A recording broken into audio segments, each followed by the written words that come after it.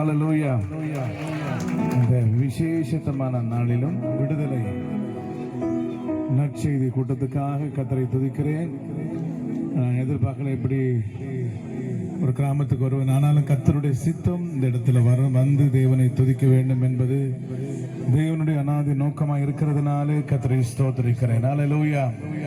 கைகளை உயர்த்தி ஸ்தோத்திரம் சொல்லுவோம். ஹல்லேலூயா. ஓ ஹல்லேலூயா.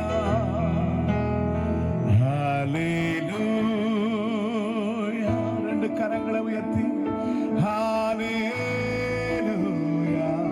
holy name. Hallelujah, hallelujah, oh,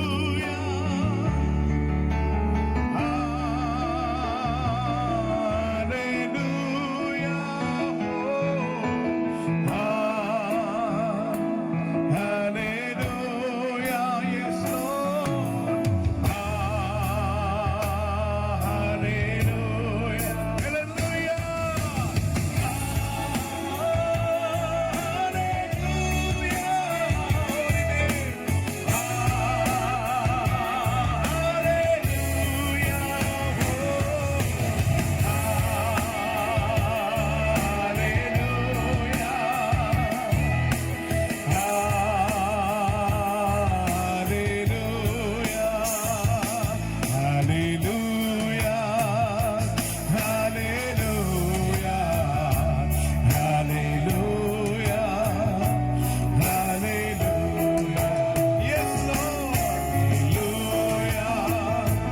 hallelujah, hallelujah,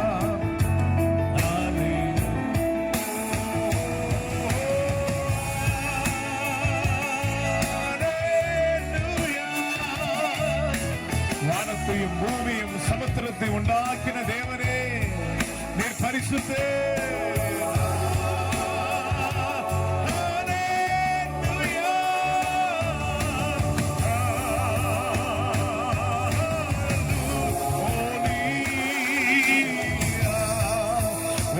உன்னதமான தேவனே, வானம் எனக்கு சிங்காசனம், பூமி எனக்கு பாதபடி என்று சொன்னவரே, Almighty God.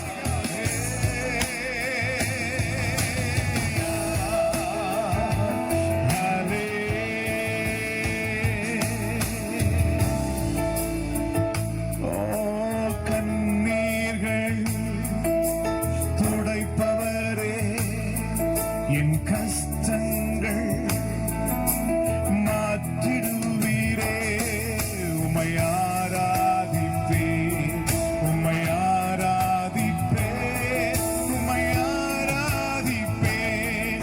என் பாரங்கள் என் சுமைகளை நீர் மாற்றிடுவீர், மாற்றிடுவீர்.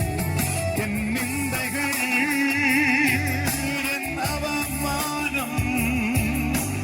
எல்லாமே மாற்றிடுவீர். Hallelujah. Come on. Hallelujah. Holy name. Hallelujah. Hallelujah. Hallelujah. Hallelujah. Hallelujah. Hallelujah. Yes, Lord. Hallelujah.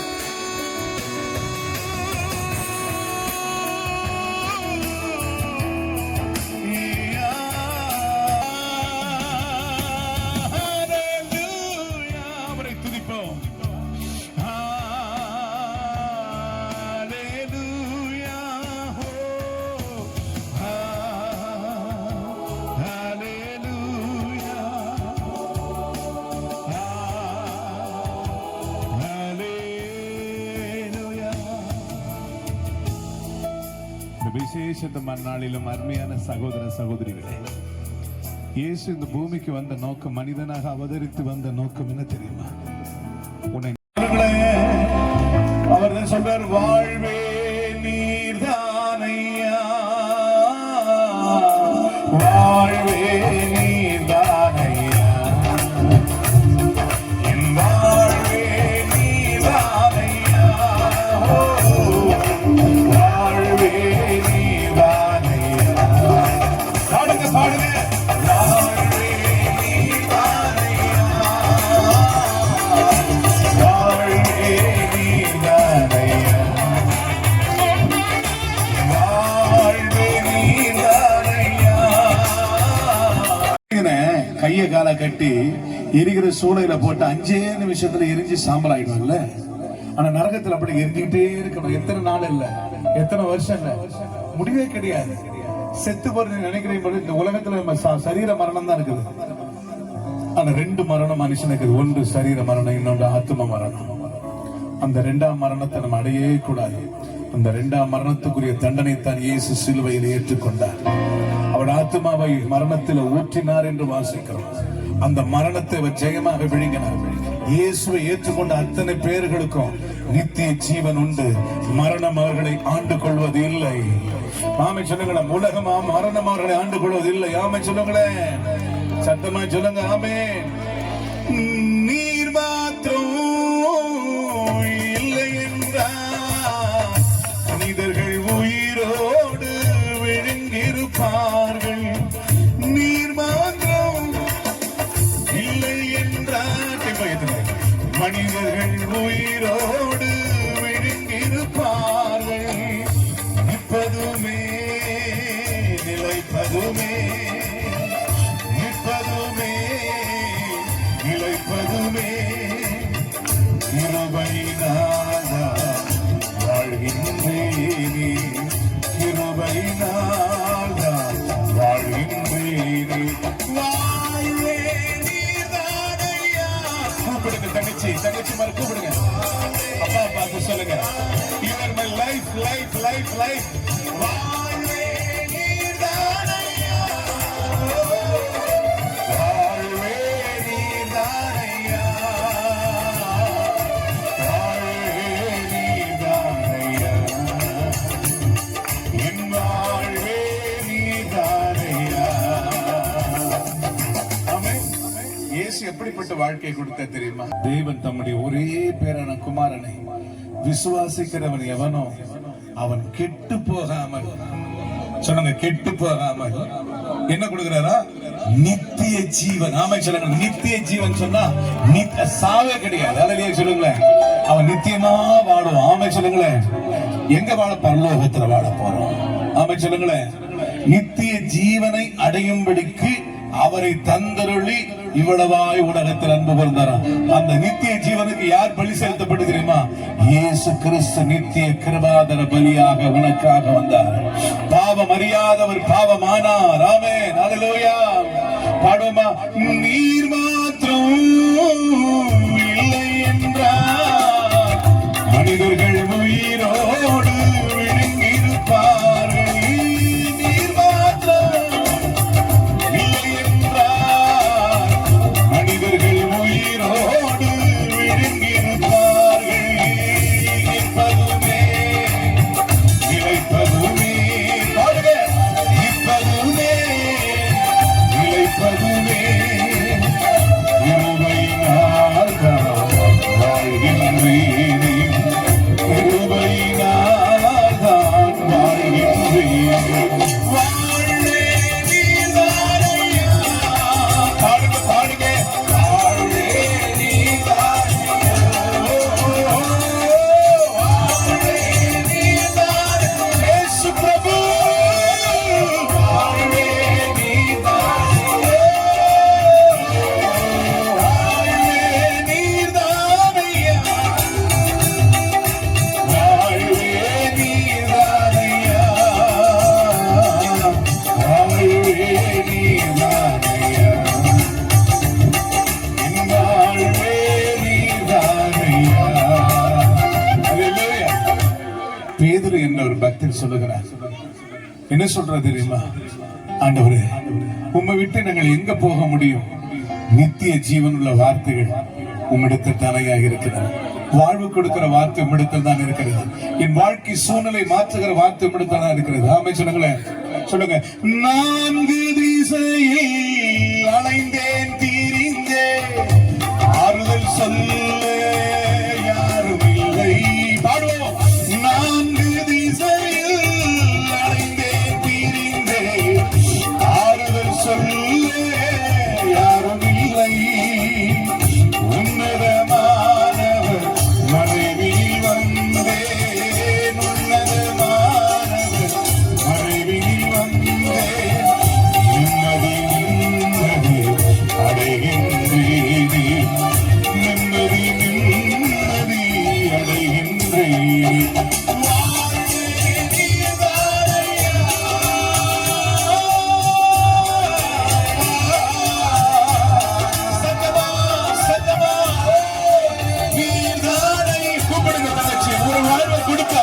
உனக்கு ஒரு எதிர்காலம் உண்டு, உனக்கு நிச்சயமா எதிர்காலம் உண்டு.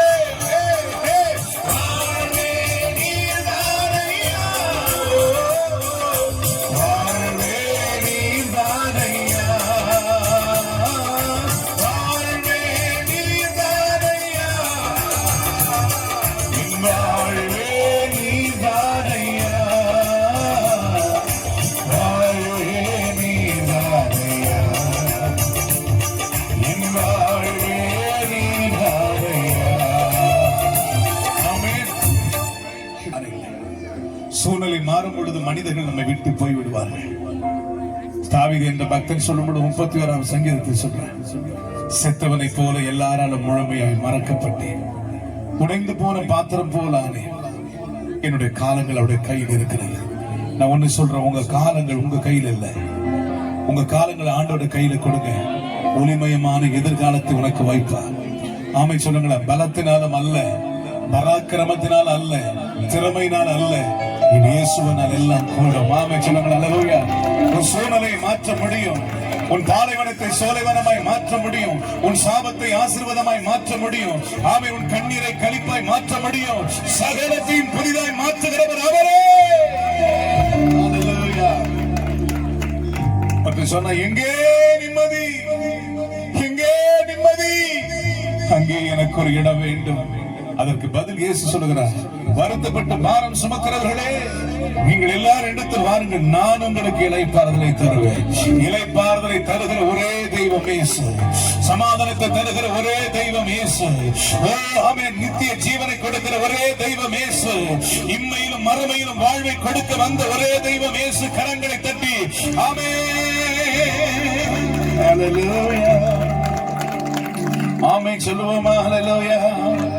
கர்த்தர் நல்லவர், அவர் கிருபை என்றும் உள்ளது, அவர் கிருபை என்றும் உள்ளது. ஆமென் சொல்லுவோமா? உன்னுக்கோ மண்ணுக்கோ சொந்தக்கார நீர்தானே, உண்மை என்று யாருமே. ஒரு காடு மேல் படலாம். Thank you Jesus.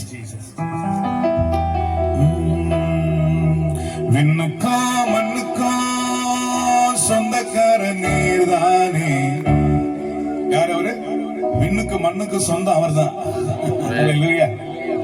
நம்ம வாழ்க்கையில் நிறைய பேர் சொந்தம் வருவாங்க, எல்லாம் போயிடுவாங்க. அப்படிதானங்க வாழ்க்கையின் பிரயாணத்துக்கு நிறைய பேர் வருவாங்கல்ல, வர்றாங்களா இல்லையா? நம்ம பிறக்கும் போது எவ்வளவோ பேர் கூட இருக்கிறாங்க. ஒரு 20 வருஷம் யாரு எங்க போறாங்களே தெரியாது. இன்னும் 30 வருஷமான யார் எங்க போறாங்க, 40 50 வருஷமானா யார் எங்க போற. கடைசியில ஒரு சில நேரத்தில் நம்ம கைவிடப்பட்ட நிலையில மாறிவிடுவோம். ஆனா ஆண்டவர் சொல்றாரு, நீதிமானை நான் கைவிடவே மாட்டேன், என்னை நம்புற பிள்ளைகளை நான் கைவிடவே மாட்டேன். தாவீது என்ற பக்தன் சொல்லுகிறார், சங்கீதம் 37:25 சொல்லுகிறார், நான் இளைஞனா இருந்தேன், முதிர் வயதுள்ளவனும் ஆனேன், நீதிமான் கைவிடப்பட்டதையும் அவன் சந்ததி அப்பத்திற்காக இறந்து திரிகிறது நான் பார்க்கவே இல்லை. ஆண்டவர் கைவிட மாட்டார்.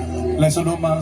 விண்ணுக்கோ மண்ணுக்கோ சொந்தக்கார நீர்தானே, உண்மை என்று யாரும் இல்லை இந்த உலகில, உண்மை என்று யாரும் இல்லை. பாடுங்க. விண்ணுக்கோ மண்ணுக்கோ சொந்தக்கார நீர்தானே, உண்மை என்று யாரும் இல்லை இந்த உலகில, உண்மை என்று யாரும் இல்லை.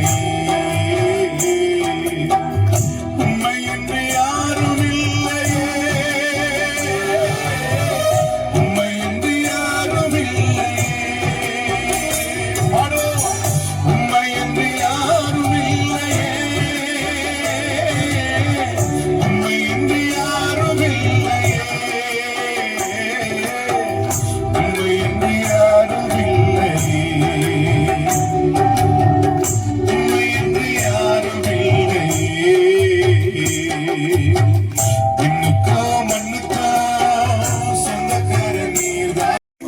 குடியினாலே குடும்பம் சின்ன பின்னமாக்கப்பட்டது.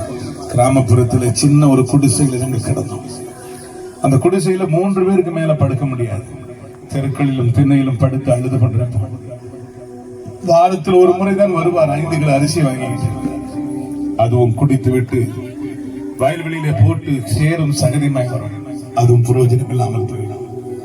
வறுமை ஒரு பக்கம், கஷ்டம் ஒரு பக்கம், சமுதாயத்தில் புறக்கணிப்பு ஒரு பக்கம், எல்லாராலும் நசுக்கப்பட்ட சூழல்.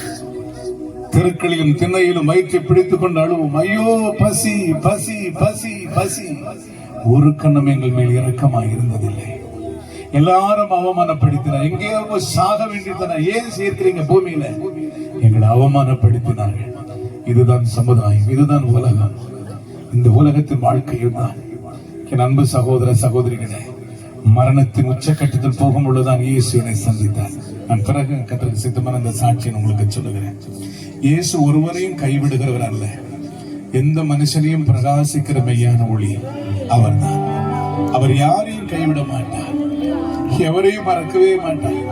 கூப்பிடுகிற அத்தனை பிள்ளைகளுக்கும் இரக்கம் செய்வார். என் அத்தனை பேருக்கும் அவர் கிரியத்தை செய்திருக்கிறார். அல்லேலூயா, ஆமென் சொல்லுவோமா? என் தாயின் கருவினிலே உருவான நாள் முதலாய் உமது சார்பாக பூமியிலே விழுந்தேனே. அன்று முதல் இன்று வரை ஆதரித்த தெய்வம் நீரே. சொந்தம் என்று சொல்லிக் கொள்ள உண்மையின்றி யாருமில்லை. சொந்தம் என்று சொல்லிக் கொள்ள உண்மையின்றி யாருமில்லை. உண்மையின்றி யாருமில்லை. இயேசு ஒரு நாள் நம்மளை கைவிட மாட்டார். அவர் நம்ம எல்லா சூழ்நிலையும் நேசிக்கிறவர். இந்த உலகம் பட்டம், பதவி, செல்வம், அந்தஸ்து எல்லாவற்றையும் பார்க்குது. ஆனா ஒருத்தன் தகுதியே இல்லாதவனை, ஒன்றுக்கு உதவாதவனை, ஒரு புரோஜனமற்றவனை யாருங்க நேசிப்பாங்க இந்த உலகத்துல? சொல்லுங்க. தகுதியின் அடிப்படையில் தான் இந்த உலகம் அன்பு கூறுகிறது. பணத்தின் அடிப்படை, தகுதியின் அடிப்படை. நீங்க மேக்சிமம் பாக்குறேன், எல்லா தகுதியின் அடிப்படையில் தான் அன்பு கூறுறீங்க. ஃபேன் பிடிச்சிட்டு போறாங்க. அல்லேலூயா. தகுதியின் அடிப்படையில் தானே அன்பு கூறுறாங்க. ஆனா இயேசு தகுதியின் அடிப்படையில் அன்பு கூறுறவர் அல்ல. ஆமென் சொல்லுங்களேன். தகுதி இல்லாத அன்பு கொடுத்து உனக்கு என்னை வாழ வைத்து உன்னை நம்மை ஆசீர்வதிக்கிற தேவன். இல்ல கையை உயர்த்தி சொல்லுவோமா? ஆமென் சொல்லுங்களேன். அல்லேலூயா. வாழ்வே நீர்தானையா, வாழ்வே நீர்தானையா, என் வாழ்வே நீர்தானையா. இந்த பாடல் கிட்டத்தட்ட 1,20,00,000 மேல இந்த பாடல் மூலம் ஆசீர்வதிக்கப்பட்டிருக்காங்க. அநேக இன்னைக்கு ஒரு எங்க சகோதரர் யோபுன்னு வந்திருக்காங்க, சிங்கப்பூர்ல இருந்து வந்திருக்காங்க, கூட வந்திருக்கிறாரு. அவர் ஒரே நாளில் கிட்டத்தட்ட 1.5 கோடி சொத்தை இழந்து விட்டார், குடும்பத்தை இழந்துட்டார். அவர் மேல பொய்யான வழக்க போட்டு அவரை வேதனைப்படுத்தி சிங்கப்பூர்ல இருந்து வந்த அவரை வீட்டை அபகரிச்சிட்டாங்க, வேலையை அபகரிச்சிட்டாங்க, பொய்யான வழக்கு போட்டு அவரை ரொம்ப ரொம்ப கொடுமையாக்கிட்டாங்க சொந்த மாமா. கடைசியா வாழ்க்கையில சாப்பிடுறது கூட வழி இல்லை, தற்கொலைதான் முடிவு என்று சொல்லி ட்ரெயின்ல விழுந்து சாக வேண்டும் என்று சொல்லி அழுது கொண்டிருக்கும் ஒரு கூட்டத்துல இந்த பாடல் பாடிக்கொண்டிருந்த வாழ்வே நீர்தானையா. இந்த பாடல் அவரை தொட்டது. ஆமே சொல்லுங்களேன். யோபுரதர் எங்க இருக்கீங்க? எங்க யோபு இருக்கிறீங்களா? யோபுரதர் எங்க இருக்கீங்க? அங்க லாஸ்ட்ல இருக்கீங்களா? Good good. அல்லேலூயா. இன்னைக்கு அவர் இந்த பாட்டை பண்ணா கண்ணுல தாராத கண்ணி வரும். பட்டு போனதை துளிக்க பண்ணுகிறவர் வாழ்வே நீர்தானையா. நான் ஒண்ணு சொல்றேன், உன் வாழ்க்கை பட்டு போனதுன்னு, பட்டு போனது அவர் துளுக்க வைக்க முடியாது. அவர் கிரியேட்டர். ஆமே சொல்லுங்க. அவர் கிரியேட்டர். ஆமே. உன் வாழ்க்கை எந்த நிலைமையில் இருந்தாலும் உன்னை சரிப்படுத்தி, ஆமை சீர்படுத்தி உன்னை ஆசீர்வதிக்கிற தெய்வம். கரங்களை தட்டி ஆமே சொல்லுங்க. எனக்கு ஒரு எதிர்காலம் இருக்கிறது தம்பி, உனக்கு ஒரு எதிர்காலம் தங்கச்சி, உனக்கு ஒரு எதிர்காலம் இருக்கிறது. ஆமே. எல்லாரையும் வாழ வைக்க தான் இயேசு வந்தாரு. சாக வைக்க வரல. உன்னை வாழ வைத்து இந்த தேசத்தில் மாத்திரமல்ல பரலோகத்தை உனக்கு கொண்டு போகணும். அதுதான் அவருடைய நோக்கங்கள். ஆமா சொல்லுங்களேன். அதுதான் வாழ்வே நீர். You are my life. சில பணம் நமக்கு லைஃப் கிடையாதுங்க. இதெல்லாம் இருக்கும், ஒரு நாள் போயிடுங்க. இருக்கும், எல்லாரும் பணம் இருக்கும், செல்வம் இருக்கும், எல்லாம் ஒரு நாள் நம்மளை விட்டு போய் தான் போகுது. ஆனா இயேசு மட்டும் போக மாட்டாங்க. அவர் தான் லைஃப். ஆமே சொல்லுங்களேன். உண்மையிலும் மறுமையிலும் வாழ வைக்கிறவர். ஆமே சொல்லுங்களேன். ஒரு பாடலை கூட சேர்ந்து எல்லாரும் எழுந்து நின்று ஒரு பாடலை பாடுவோம். பாடின பிறகு நம்ம தேவனுடைய வார்த்தைக்கு நினைக்கணும். குட்டி ரத்தத்தை கையில் எடுப்போம், அந்தகார வல்லமையை துரத்திடுவோம். இந்த பாடலை பாடும் பொழுது அற்புதம் நடக்க போகுது. எத்தனை பேருக்கு அற்புதம் நடக்கணும்? கடன் பிரச்சனை மாறணும், வியாதி மாறணும், பிசாசின் தொல்லை மாறணும், அல்லேலூயா, டிப்ரெஷன் மாற, மன அழுத்தங்கள் மாறணும், சமாதானம் வரணும். இன்னைக்கு எல்லாத்தையும் இயேசுவோட ரத்தத்தினால நமக்கு மீட்பு கிடைக்க போகுது. ஆமே. எத்தனை பேர் நம்புறீங்க? நம்புறீங்களா சிஸ்டர்ஸ்? நம்புறீங்களா சிஸ்டர்ஸ், பிரதர்ஸ்? நம்புறீங்களா? இன்னைக்கு ஆண்டவர் உங்க வாழ்க்கையில அற்புதத்தை செய்ய போறார். ராமச்சந்திரன் அவர் அற்புதத்தை செய்யாதவர் அல்ல. அவருடைய கை குறுகி போன கை அல்ல. அவர் அற்புதங்களை செய்கிற தேவன். ஆமே சொல்லுங்களேன். ஆமே. நீங்க பாடல் தெரிந்த கரங்களை தட்டி மட்டும் ஸ்தோத்திரம் ஸ்தோத்திரம் இயேசுவே என்னை விடுதலை ஆக்குன்னு சொல்லி ஸ்தோத்திரம் பண்ணுங்க. இன்னைக்கு ஆண்டவர் அற்புதம் செய்வார். பிசாசுகள் ஓடும், வியாதிகள் ஓடும், அற்புதம் நடக்கும். ஆட்டுக்குட்டி ரத்தத்தை கையில் எடுப்போம், அந்தகார வல்லமையை துரத்திடுவோம், சாட்சியில் வசனத்தை ஜெயித்திடுவோம், இல்லை எல்லாம் செய்யக்கூடி ஏற்றிடுவோம். சிறைப்பட்டு போன சபையோரே, சிறைப்பட்டு போன சீரோரே, உன் சிறையிருப்பை தீர்க்கும் நான் இதுவே, உன் சிறையிருப்பை தீர்க்கும் நான் இதுவே.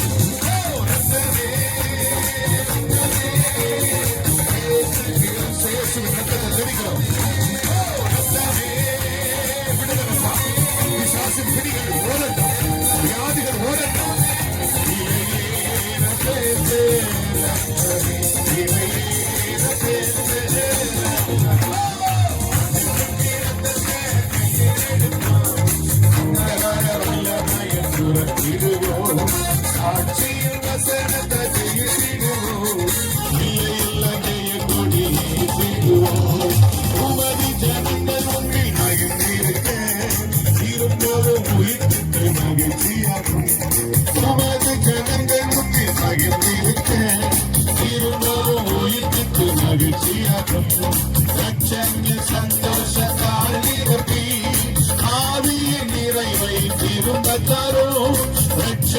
சந்தோஷ காலிரப்பி ஆவிய நிறைவை திரும்ப தரும்.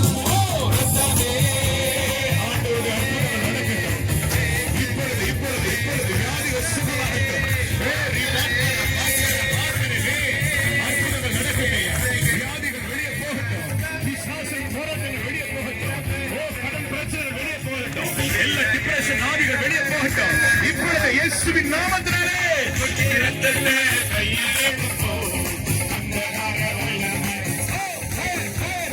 சாட்சியின் வசனத்தை ஜெயித்திடுவோம், எல்லையெல்லாம் ஜெயக்கொடி விடுதலை உண்டாகட்டும். ஆட்டுக்குட்டி ரத்தத்தை கையில் எடுப்போம், அந்தகார வல்லமையை துரத்திடுவோம், சாட்சியின் வசனத்தை ஜெயித்திடுவோம், எல்லையெல்லாம் ஜெயக்கொடி சுத்தமான ஜலத்தை பிடித்திடுமே, பரிசுத்த ரத்தத்தாலே கழுவிடுமே. சுத்தமான ஜலத்தை பிடித்திடுமே, பரிசுத்த ரத்தத்தாலே கழுவிடுமே. சபைகளில் எல்லாம் மீட்படைந்து சபைகளில் தேவன் எழுந்தருளும். சபைகளில் எல்லாம் மீட்படைந்து சபைகளில் தேவன் எழுந்தருளும். ரத்தமே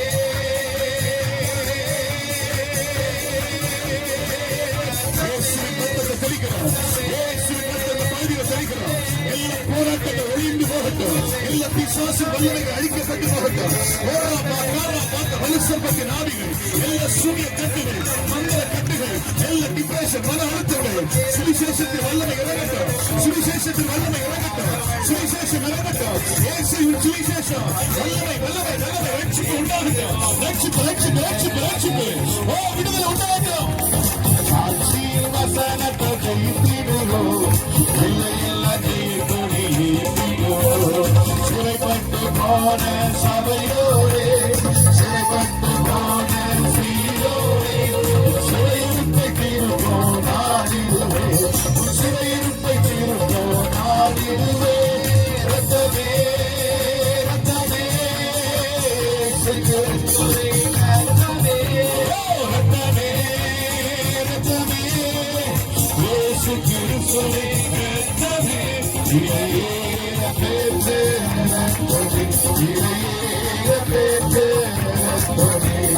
ஆட்டுக்குட்டி ரத்தமே கையில் எல்லா பிசாசோட கட்டுகள் உடையுது, எல்லா சாப கட்டுகள் உடையுது, எல்லா மந்திர கட்டுகள் உடையுது, எல்லா டிப்ரெஷன், மன அழுத்தங்கள், எல்லா போராட்டங்கள், ஓ ஆவை சமாதான கேடுகள் எல்லாருக்கும் எழுதிவிட்டு வெளியேறு வெளியேறு வெளியேறு வெளியேறு வெளியேறு.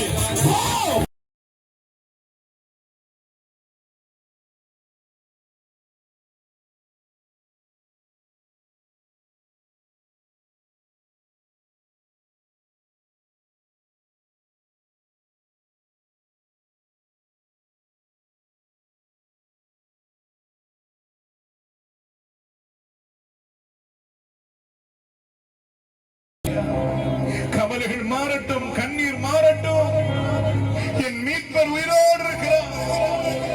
ஆமென். என் மீட்பர் உயிரோடு இருக்கையிலே எனக்கு என்ன குறை? எந்த சத்துருக்களை வெளியே நெருங்கி நிற்க முடியாது. கர்த்தரை போல பரிசுத்தமுள்ளவர் பூமியிலே, கர்த்தரை போல வல்லமை உள்ளவர் பூமியிலே, கர்த்தரை போல பரிசுத்தமுள்ளவர் பூமியிலே, கர்த்தரை போல வல்லமை உள்ளவர் பூமியிலே. பரவாடி வில்லை உடைத்து கீழே தள்ளுகிறார். பரவாடி ஓ கல்லாரோ யாவரையும் உயரத்தில் நிறுத்துகிறார்.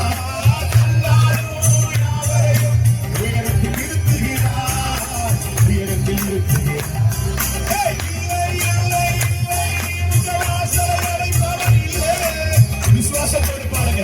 என் வாசலை யாரால் அடைக்க முடியாது. என் உயர்வை, என் மேன்மையை, என் ஆசீர்வாதத்தை தடுக்க எவரால் முடியாது. என்னை கட்டினதை எவரால் இடிக்க முடியாது.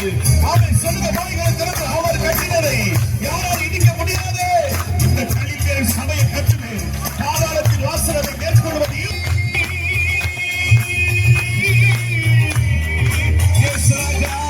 நீங்க திறந்த யாரால் அடிக்க முடியாதப்பா.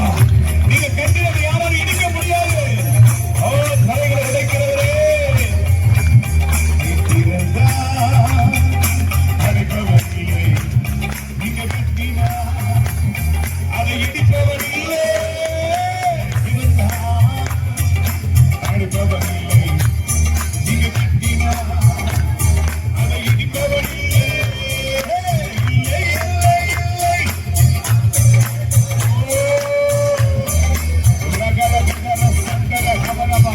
இப்பொழுது உங்க பிள்ளைகளுக்கு திறந்த வாசம் இருக்கும். யாரெல்லாம் பாடுறாங்களோ இன்னைக்கு வாசம் திறக்கப்படட்டும். அழைக்கப்பட்ட கதவுகள் திறக்கப்படட்டும். என்கிற கதவுகளை உடைத்து இருப்பு காட்பனை முடித்து பொக்கிஷங்களை புதைகளை பெற்றுக் கொடுங்க பெற்றுக் கொடுங்க. அடைப்பவரில்லை. நீங்க வெட்டினா அதை இடிப்பவர் இல்லை.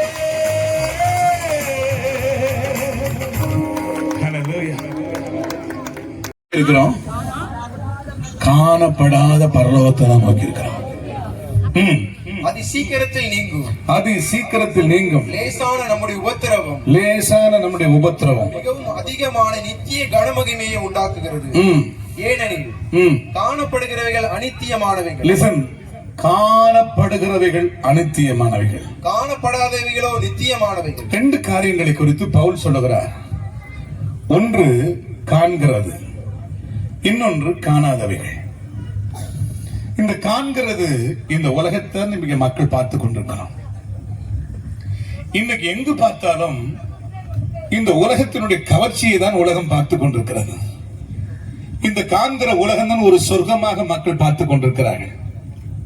சிறியோர் முதல் கொண்டு பெரியோர் வரையிலும் இந்த உலகம் எதை நோக்கி வேகமாய் ஓடிக்கொண்டு ஒரு அழகை நோக்கி, பியூட்டியை நோக்கி, பியூட்டியை நோக்கி வேகமாய் ஓடிக்கொண்டு அழகு, ஐயோ இந்த உலகம் எவ்வளவு அழகா இருக்கிறது. இச்சையை நோக்கி ஓடிக்கொண்டிருக்கிறது, பணத்தை நோக்கி ஓடிக்கொண்டிருக்கிறது. இதுதான் சொர்க்கம், இதுதான் சொர்க்கம், இதுதான் சொர்க்கம் என்று சொல்லி இன்னைக்கு மக்கள் எல்லாம் வேகமாய் இந்த உலகத்தை நோக்கி ஓடிக்கொண்டிருக்கிறார்கள். வேதம் சொல்லுகிறது, இந்த உலகத்தை குறித்து வேதம் என்ன சொல்லுகிறது? இந்த உலகத்தின் எவ்வளவு ரசித்தாலும் இதை அனுபவித்தாலும் இது அனித்தியமானவைகள், இது அழிந்து போகக்கூடியது என்பதை மறந்து விடாதே, இதை நம்பாதே. இது ஒரு நாள் உன்னை ஏமாற்றிவிடும். பவுல் சொல்றார், காண்கிறவைகள் அனித்தியம், காணாதவைகள். தம்பி தம்பி பேசக்கூடாது. காண்கிறவைகள் அனித்தியம், காணாதவைகளோ நித்தியம். ரெண்டு காரியங்களை பார்க்கிறோம். ஒன்று அழிந்து போகக்கூடியது, இன்னொன்று அழிவில்லாததுதான் நித்தியம். இன்றைக்கு இந்த உலகத்தில் காண்கிற உலகத்தில் தான் நீங்களும் நானும் வாழ்ந்து கொண்டிருக்கிறோம். பொதுவாக இந்த உலகத்தில் தான் மனிதர்கள் ஒரு 80 வருஷ வாழ்க்கைக்காக இல்லது 100 வருஷ வாழ்க்கை. அப்ப யாரும் 100 வருஷம் எல்லாம் கிடையாது. இப்போ 100 வருஷம் எல்லாம் போயிடுச்சு, அதெல்லாம் போயிடுச்சு. இப்ப எவ்வளவு வந்துச்சுன்னா 60ல இருந்து 50, 55 வரையும். ஏன்னா பிறந்த குழந்தைக்கே சுகர் வந்துடுது. இப்போ குழந்தைக்கே சுகர், கூட பிறக்கும் பொழுது சுகர். அவ்வளவு ஒரு கொடூரமான வியாதிகள். இன்னைக்கு நான் டீ கடைக்கு போனோம், அங்க போனா எல்லாம் கெமிக்கல் தான் எல்லாம் போட்டு கொடுக்குறான் மொத்தமே. நான் சாப்பிடுறதுக்கே மனசு இல்லை, அவ்வளவு கெமிக்கல். எல்லாம் பர்கர் கிறுக்கரு எல்லாம் கருக்கர் ஆகுது. அதெல்லாம் நம்ம சாப்பிடுறது இல்லை. அது எப்படி அதெல்லாம் சாப்பிடுறது? இயற்கையை தான் நம்ம சாப்பிடலாம். இயற்கையெல்லாம் போயிடுச்சு. இப்போ எல்லாமே செயற்கையா வந்து விட்டது. ஏன்னு சொன்னா மனுஷன் எவ்வளவு சீக்கிரமா சாக வேண்டுமோ அவ்வளவா இன்னைக்கு போராட்டங்கள், கெமிக்கல் அதிகமாகி விட்டது. அப்படி என்றால் இந்த உலகத்தை விட்டு நாம் ஒரு நாள் போயே ஆக வேண்டும். இது அனித்தியமான உலகம். இந்த உலகத்தில் எத்தனை நாட்கள் வாழ போறோம் நமக்கு தெரியாது, கேரண்டி கிடையாது. ஆனபடினால இந்த காண்கிற உலகத்தை நம்பி தயவு செய்து ஏமாந்துடாதீங்க. இதுக்கு தானே மனுஷன் அரசியல்வாதிகள் பாருங்க, கோடி கோடியா பணத்தை சேர்க்கலாம், லாரியா டன்னு கணக்கில் பணத்தை சேர்க்கலாம். சேர்த்து வச்சு என்னத்தையும் வாரிக்கணும் போறான். வேதம் சொல்லுகிறது, மனுஷன் உலகம் முழுவதையும் ஆதாயப்படுத்தினாலும் தன் ஆத்மாவை நஷ்டப்படுத்தினால் லாபம் என்ன? ஏன்னா அவங்களுக்கு நோக்கம்லாம் இந்த உலகத்துல சுகமா வாழ போறோம். 100 வருஷத்துக்கு நீ இவ்வளவு கோட்டை கட்டுறிய, ஆனா நித்தியமா வாழ போறீங்களே, அதற்கு எவனுக்கு வெளிப்பாடு கிடையாது, அந்த ரெவலேஷன் கிடையாது. ஏன் அந்த வெளிப்பாடுகள்னா, இயேசுவை அறியவில்லை என்றால் அவன் நித்தியத்தை குறித்த அறிவு இருக்காது. அவனுக்கு இந்த உலகத்தை குறித்து தான், இந்த உலகத்தை தான் வாழ போறோம். நிறைய பேருடைய சொர்க்கமே இதுதான் நினைக்கிறாங்க. 49வது சங்கீதம் 11வது வசனம் இப்படி சொல்லுகிறது. வாசிப்போமா? சங்கீதம் 49:11 இப்படி சொல்லுகிறது. அதனால என்ன, அவருடைய எண்ணங்கள், ஏக்கங்கள் எல்லாம் பாருங்கள். வீடுகள் நித்திய காலமாகவும், தங்கள் வீடுகள் நித்திய காலமாகவும், தங்கள் வாசஸ்தலங்கள் தங்கள் வாசஸ்தலங்கள் தலைமுறையாய் இருக்கும் என்பது உள்ளத்தின் அபிப்பிராயம். அவர்கள் தங்கள் நாமங்களை, அதனால் தம்முடைய நாமங்களை தங்கள் நிலங்களுக்கு தரிக்கிறார்கள். அல்லேலூயா சொல்லுங்களேன். தங்கள் நாமங்களை தங்கள் நிலங்களுக்கு தரிக்கிறார்கள். அப்ப அவங்களோட நோக்கம் என்னமெல்லாம், இந்த உலகத்துல மரித்தாலும் உன் நித்தியத்தை எங்கு கழிக்க போகிறாய்? நான் சொல்றேன், மனுஷனுடைய வாழ்க்கை இந்த உலகத்தோடு முடிஞ்சு போகிற வாழ்க்கை கிடையாதுங்க. அப்படி இந்த உலகத்தோடு முடிஞ்சு போனா இப்படிப்பட்ட ஒரு சர்ச்சை தேவையில்லை, இப்படிப்பட்ட ஒரு கூட்டம் தேவையில்லை, இப்படிப்பட்ட ஒரு பிரசங்கம் நமக்கு தேவையில்லை. மனிதன் வாழ்க்கை இந்த உலக வாழ்க்கைக்கு பிறகு நித்தியமான ஒரு வாழ்க்கைக்கு நாம் போக வேண்டும். நிரந்தரமான ஒரு வாழ்க்கை இருக்கிறது. அது ஒன்று சொர்க்கம், இல்லை என்றால் நரகம். 2 காரியங்கள் இருக்கிறது. ரெண்டுமே நிரந்தரமானது. சொர்க்கமும் நிரந்தரமானது, நரகமும் நிரந்தரமானது. வேதனையான இடம், மகிழ்ச்சியான இடம். அல்லேலூயா. நித்தியமாய் வாழ போகிறோம். அதுதான் 2 கொரிந்தியர் 5ஆம் அதிகாரம் 1வது வசனம் சொல்லுகிறது. பூமிக்குரிய கூடாரமாகிய நம்முடைய கூடாரம். வாசிப்போமா? பூமிக்குரிய கூடாரமாகிய நம்முடைய வீடு இது அழிந்து போகக்கூடிய வீடு, கைவேலை இல்லாத ஒரு வீடு நமக்கு சொர்க்கத்தில் இருக்கிறதா? ஆமா சொல்லுங்களேன். கைவேலை இல்லாத வீடு, அந்த வீட்டுக்கு பேர் என்ன வீடா? நித்திய வீடு. அல்லேலூயா சொல்லுங்க. நித்திய வீடு. இயேசு இதற்காகத்தான் பூமிக்கு வந்தார். ஆதாமையும் ஏவாளையும் படைத்த நோக்கம் என்ன தெரியுமா? அவரோடு கூட இருப்பதற்காக, நித்தியமாய் இருப்பதற்காக. அதனாலதான் ஆண்டவர் தம்முடைய சுவாசத்தை அவன் நாசியில ஊதினார், அவன் நித்திய ஜீவனை உடையவனாய் மாறினான். அல்லேலூயா. சர்வ வல்லருடைய சுவாசம் எனக்கு உயிர் கொடுத்தது என்று யோபு சொல்லுகிறார். ஆதாம் முதலாவது அதை இழந்து போனான், பாவம் செய்த போது அதை இழந்து போனான். ஆனால் அந்த இழந்து போனதை மீண்டும், அதான் வேதம் சொல்லுகிறது, ரோமர் 5ஆம் அதிகாரம் 17வது வசனம் இப்படி சொல்லுகிறது, ஒருவனுடைய மீறுதலினாலே அந்த ஒருவன் மூலமாய் மரணம் ஆண்டு கொண்டது, பாவம் ஆண்டு கொண்டது, சாபம் ஆண்டு கொண்டது. அவன் வழியை விடுகிற ஆல் ஜெனரேஷன், எல்லா ஜனங்களுக்கும் வேதம் சொல்லுகிறது, எல்லாரும் பாவம் செய்து தேவ மகிமை அற்றவர்களாக மாறினார்கள். ஆமை எபிரேயர் 2:15 இப்படி சொல்லுகிறது, ஜீவகாலமெல்லாம் மரண பயம் அவர்களை பிடித்தது, மரணம் அவர்களை ஆண்டு கொண்டது. அப்படி என்றால் எல்லா மனிதரும் பாவம் செய்து தேவ மகிமை அற்றவர்களாக இருந்தார்கள். இந்த மனுஷனுக்கு மீட்பை கொடுப்பதற்கு வேறு வழியே இல்லை. எல்லாரும் பாவம் செய்து தேவ மகிமை அற்றவர்களாக இருந்தார்கள். இந்த மனுஷனை மீட்கணும்னா ஒரு மனுஷன் வரணும். அந்த மனுஷன் எப்படிப்பட்ட மனுஷனா இருக்கணும்? பாவம் இல்லாத ஒரு மனிதன், ரத்தம் சிந்தப்பட வேண்டும். வேதம் சொல்லுகிறது, ரத்தம் சிந்துதல் இல்லாமல் பாவ மன்னிப்பு கிடையாதான். ஆட்டு ரத்தம், கோழி ரத்தம், மாட்டு ரத்தத்தை வச்சு மனுஷனுடைய பாவத்தை நிவர்த்தி செய்ய முடியாது. அப்படி என்றால், ஏன்னா ஒரு மனிதனுடைய ரத்தம் மனிதனுக்காக சிந்தப்பட வேண்டும். அப்படி என்றால் எல்லா மனுஷனுடைய ரத்தத்திலும் பாவம் கலந்திருந்தபடினாலே மனுஷனுக்கு மீட்பு என்பது அரிதா இருந்தது. பிசாசு எல்லா மனிதனையும் ஆளுகை செய்தார், நரகத்துக்கு நேராக தள்ளினான், நித்திய நியாய தீர்ப்பை எழுதினான், அவர்கள் எல்லாருக்கும் நித்திய பனிஷ்மெண்ட் எழுதினான்.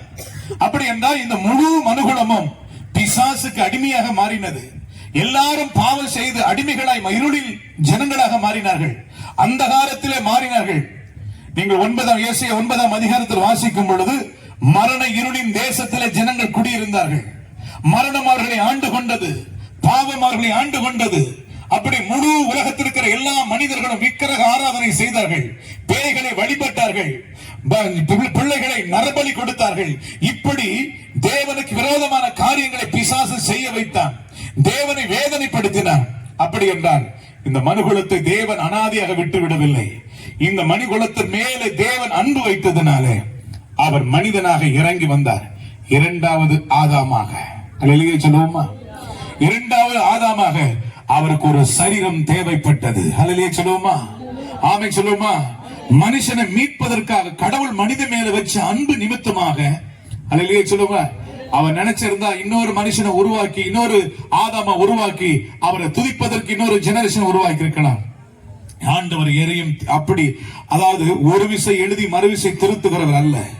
ஆண்டவர் இறக்க விழுந்து போனவனை மீண்டும் தேடும்படியா வந்தார்.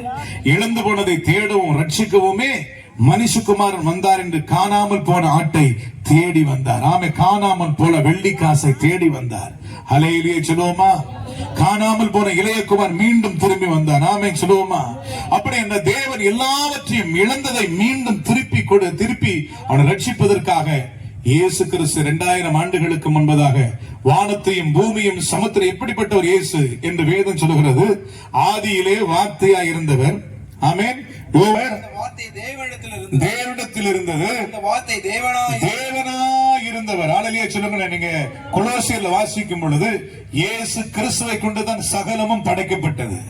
அவருக்கென்றும் அவருடைய நாமத்துக்கென்றும் எல்லா கர்த்தத்துவங்கள் சிங்காசனமானால் எல்லாமே அவரை கொண்டுதான் படைக்கப்பட்டது. அப்பேற்பட்ட சர்வ வல்லம் உள்ள தேவன் மனிதனாக இந்த பூமி மனுஷன் மேல அன்பு வச்சதுனால மனிதனாக அவதாரம் எடுத்து என்ன சாயலாக மாறினாரா? அடிமையின் ரூபம் எடுத்து மனுஷ சாயலாக மாறினார். ஹல்லேலூயா சொல்லுவோமா? இந்த பூமிக்கு வரும் பொழுது அவர் சமாதானத்தை கொண்டு வந்தார், சந்தோஷத்தை கொண்டு வந்தார். வேதம் சொல்லுகிறது, லூக்கா எழுதின சுவிசேஷம் 2ஆம் அதிகாரம் 10வது வசனம் சொல்லுகிறது, முதல் ஜாய் சந்தோஷத்தை அவர் கொண்டு வந்தார். ஏனென்றால் ஆதாம் இழந்து போன அந்த சந்தோஷத்தை, என்னைக்கு ஆதாம் விழுந்து போயிட்டானோ அன்னைக்கே பரலோகத்துல துக்கம் உண்டாயிடுச்சு. அல்லேலூயா சொல்லுவோமா? அந்த துக்கத்தை மாற்றுவதற்கு 2ஆம் ஆதாமா இருக்கிற இயேசு கிறிஸ்து வரும் பொழுது எதை கொண்டு வந்தார் பூமிக்கு? எல்லா ஜனங்களுக்கும் மிகுந்த சந்தோஷத்தை உண்டாக்குற நற்செய்தி. இந்த கர்த்தராகிய இயேசு கிறிஸ்து எதற்காக இந்த பூமிக்கு வந்தார் என்று சொன்னால், உங்களை என்னை மீட்டெடுத்து இந்த உலக வாழ்க்கைக்கு மாத்திரமல்ல, இந்த உலகத்தினை கொஞ்ச காலம் வாழ போறீங்க. இந்த உலகத்தில் எனக்கு சாட்சியா வாழ்ந்து அவருடைய சித்தத்தின்படி செய்து நாம் இந்த ஓட்டத்தை முடித்து நாம் நித்திய வீட்டுக்கு வர வேண்டும் என்பது அவருடைய நோக்கமா இருக்கிறது. அல்லேலூயா சொல்லுவோமா? நாம் எல்லாரும் சொர்க்கத்துக்கு வர வேண்டும் என்பதுதான் தேவனுடைய நோக்கமா இருக்கிறது. இயேசு முதல் பிரசங்கம் என்ன தெரியுமா? மனம் திரும்புங்கள், பரலோக ராஜ்யம் சமீபமா இருக்கிறது. அல்லேலூயா சொல்லுங்களேன். அப்படி என்றால் இந்த உலகம் ஒரு கேரண்டி இல்லாத உலகத்தில் நீங்க வாழ்ந்து கொண்டிருக்கீங்க. மரணம் எப்போது வேணா வரலாம், மரணம் எப்போது வேணா சம்பவிக்கலாம். ஆனா கிறிஸ்துவுக்குள் மரிக்கிறவன் தான் பாக்கியவான். அல்லேலூயா சொல்லுங்களேன். இயேசுவை சொந்த இரட்சகரை ஏற்றுக்கொண்டவனுக்கு நித்திய ஜீவன் உண்டு. அல்லேலூயா சொல்லுவோமா?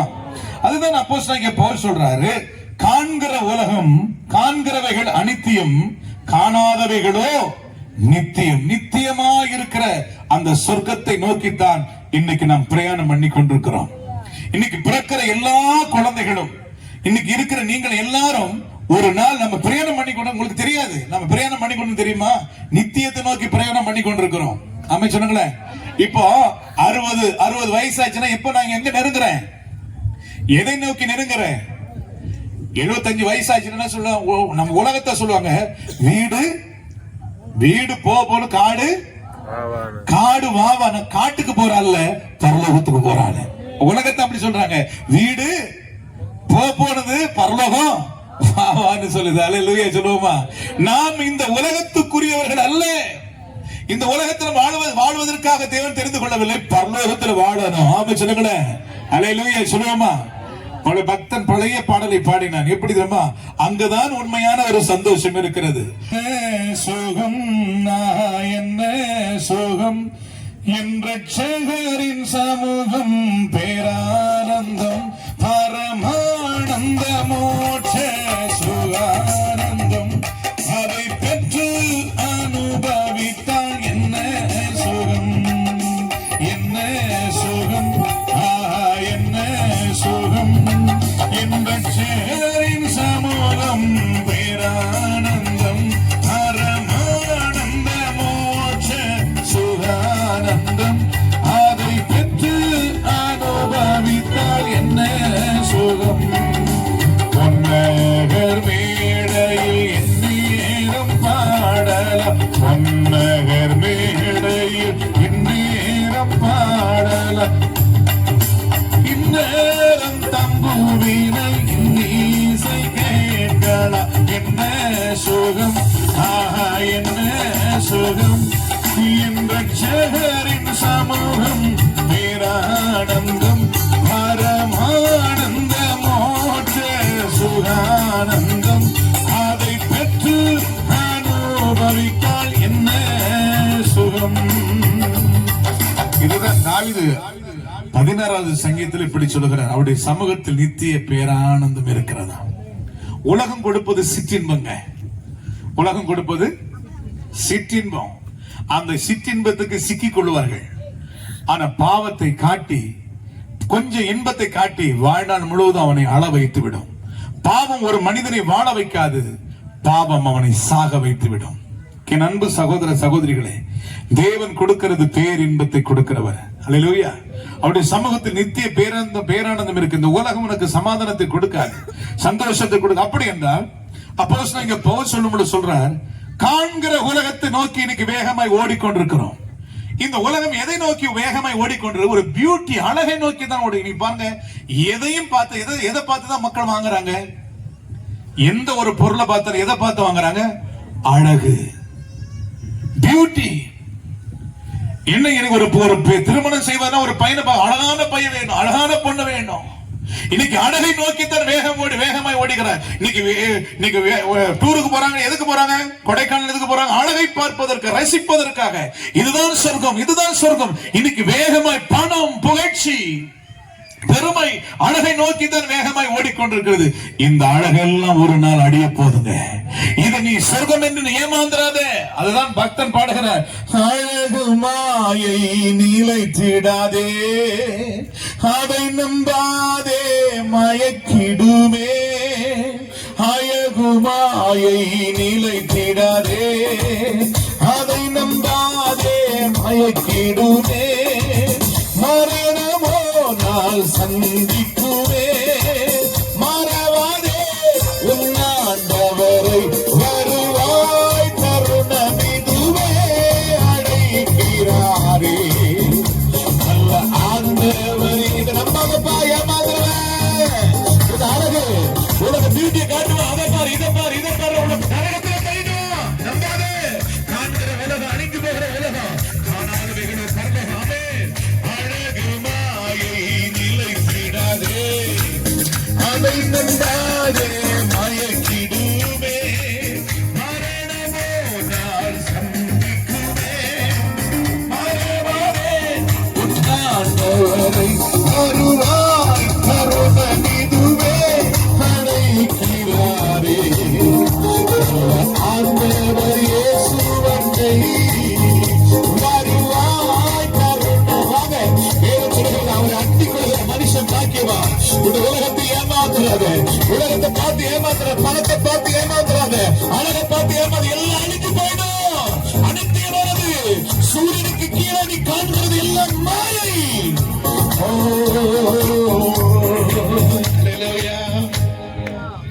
அழகு மாயை அப்படி இந்த உலகத்தில் எதை இன்னைக்கு வேகமாய் மக்கள் அதிகப்படுத்துறனா அழகு இன்னைக்கு கொஞ்ச நாளா பாருங்க ஒரு 20 வருஷத்துக்கு ஒண்ணு அழகு என்பது யாருக்குமே அவ்வளவு தெரியல இப்ப எல்லாமே அழகாய் மாறிச்சு வயசான 60 வயசு பாட்டி கூட பியூட்டி பார்க்கு போகுது வெளியே போதா இல்லையா நீங்க கல்யாணம்னு ஒண்ணு வச்சிட்டீங்கன்னா ஒரு 11 மணிக்கே பியூட்டி பார்க்கு போயிடுது பொண்ணு கருப்பான பொண்ணு அல்லேலூயா சாயங்காலத்தை பார்த்தா சிவப்பான பொண்ணா வருது எவ்வளவு செலவு தெரியுமா இன்னைக்கு பியூட்டிக்காக பலவிதமான எதை யார் பியூட்டி பார்க்கணும் பியூட்டி யாரும் பார்க்கணும் இன்னைக்கு எல்லாரும் என்னை பார்க்க வேண்டும் என் அழகை பார்க்க இன்னைக்கு அழகுதான் படுத்த மனுஷன் எங்க பார்த்தாலும் அழகு அழகு அழகு அழகு அழகு ஏன்னா இந்த உலகம் ஏமாற்றுகிறது இந்த அழகை ஏமாற்றிவிடும் கர்த்தருடைய பரிசுத்த நாமத்திற்கு மகிமை உண்டாகட்டும் கர்த்தருடைய நாமத்திற்கு மகிமை உண்டாகட்டும் வாசிப்போம் ஆதியாகமத்தின் புஸ்தகம் இந்த அழகு நிமித்தம் தான் பல போராட்டங்களை நாம் பார்க்கிறோம் கர்த்தருடைய பரிசுத்த நாமத்திற்கு மகிமை உண்டாகட்டும் ஆதியாகமத்தின் புஸ்தகம் 12ஆம் அதிகாரம் 11ஆம் வசனத்தை வாசிப்போம் அவன் எகிப்துக்கு சமீபமாய் வந்தபோது தன் மனைவி சாராயை பார்த்து எத்தனை வயசு சாராளுக்கு கிட்டத்தட்ட 65 வயசு எகிப்துக்கு போகும் பொழுது 65 வயசு பாட்டிக்கு ஒரு சோதனை வருது எகிப்துக்கு போன போது அவ அழகு உள்ளவள் இந்த அழகு சோதனையை கொண்டு வருகிறது வேதம் சொல்கிறது பார்வோனுடைய பிரபுக்கள் அவருடைய அழகை வர்ணித்தார்கள் என்று வாசிக்கிறோம் 14 பார்வோனுடைய பிரபுக்களும் அவளை கண்டு பார்வோனுக்கு முன்பாக அவளை புகழ்ந்தார்கள் எதனால புகழ்ந்தாங்களா அவளுடைய அழகு பார்வோன் அவளை மனைவியாக்கி கொள்ளும்படியாக போராடினான் என் அன்பு சகோதர சகோதரிகளே 65 வயசு பாட்டி கூட ஒரு பெரிய சோதனை இன்னும் சொல்ல போனா 65 வயசுல நீங்க ஆதியாகமம் 20வது அதிகாரம் 1-2 வசனங்களை பார்க்கும் பொழுது சாராளுக்கு கிட்டத்தட்ட 90 வயசுல சோதனை வந்தது எதனால அழகு வாசிப்போமா ஆபிரகாம் அவ்விடமிட்டு பிரயாணம் பண்ணி காதேசுக்கும் சூருக்கும் நடுவாக குடியேறி கேராரிலே தங்கினான் அங்கே ஆபிரகாம் தன் மனைவியாகிய சாராளை எவ்வளவு வயசு தெரியுமா சாராளுக்கு அப்போ 90 வயசு 90 வயசுலும்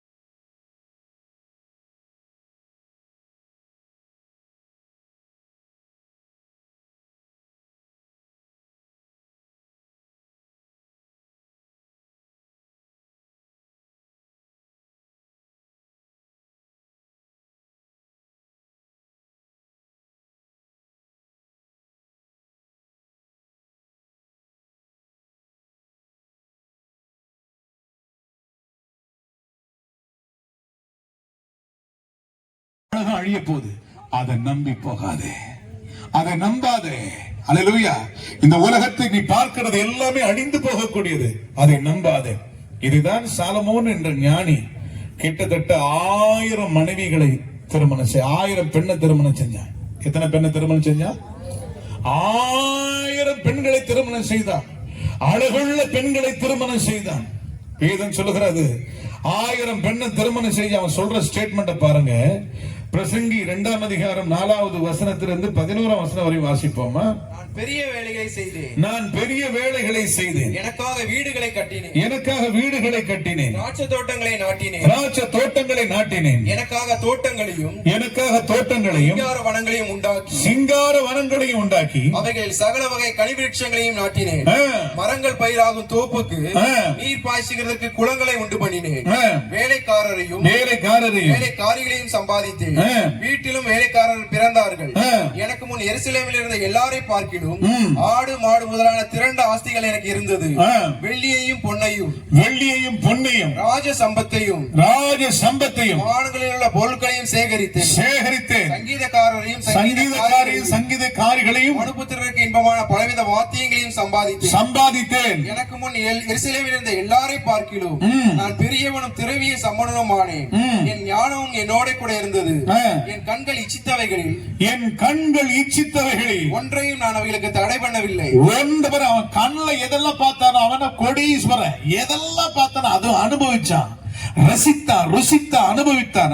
என் இருதயத்துக்கு ஒரு சந்தோஷத்தையும் நான் வேண்டாம் என்று விளக்கவில்லை. என் இருதயத்துக்கு ஒரு சந்தோஷத்தை நான் வேண்டாம் என்று ஒதுக்கவில்லை. நான் செய்த முயற்சிகள் எல்லாம் என் மனம் மகிழ்ச்சி கொண்டிருந்தது. ஆ, இதுவே என் பிரயாசங்கள் எல்லாவற்றினாலும் எனக்கு வந்த பலன். ஆ, என் கைகள் செய்த சகல வேலைகளையும் என் கைகள் செய்த சகல வேலைகளையும் நான் பட்ட எல்லா பிரயாசத்தையும் கண்ணோக்கி பார்த்தேன். ஆ, இதோ எல்லா மாயையும். லிசன், கவனிக்க. கடைசி 1000 மனைவிகளே, 1000 மனைவி. அது மாத்திரம் அவன் எதெல்லாம் பார்த்தானோ ஒன்னையும் விட்டு வைக்கல, எல்லாத்தையும் அனுபவித்து சரீரத்தை அனுபவித்து சொல்றான், இவைகள் எல்லாம் எனக்கு என்ன கொண்டு வந்தது? மாயையும் மனதுக்கு சஞ்சலவுமா இருந்தது. மனதுக்கு எதை கொண்டு வந்தது? சஞ்சலத்தை கொண்டு வந்தது. சூரியனுக்கு கீழே பலன் ஒன்றும் இல்லை. சூரியனுக்கு கீழே என்ன இல்லை? பலன் ஒன்றுமே இல்லை. நம்பாதே, எல்லாம் உன்னை ஏமாற்றி விடும். இன்னைக்கு எது அழகுன்னு பாக்குறியோ அதெல்லாம் ஒரு நாள் அழிஞ்சு போயிடும். அது ஒரு நாள் அழிஞ்சு போயிடும். ஆனால் நித்தியமாய் இருக்கிற சொர்க்கத்தை என் ஆண்டவராகி இயேசு கிறிஸ்து உனக்காக அழகான வீட்டை கட்டி வைத்திருக்கிறார். உண்மையான அழகு அங்கதான் இருக்கிறது. அல்லேலூயா சொல்லுங்களேன்.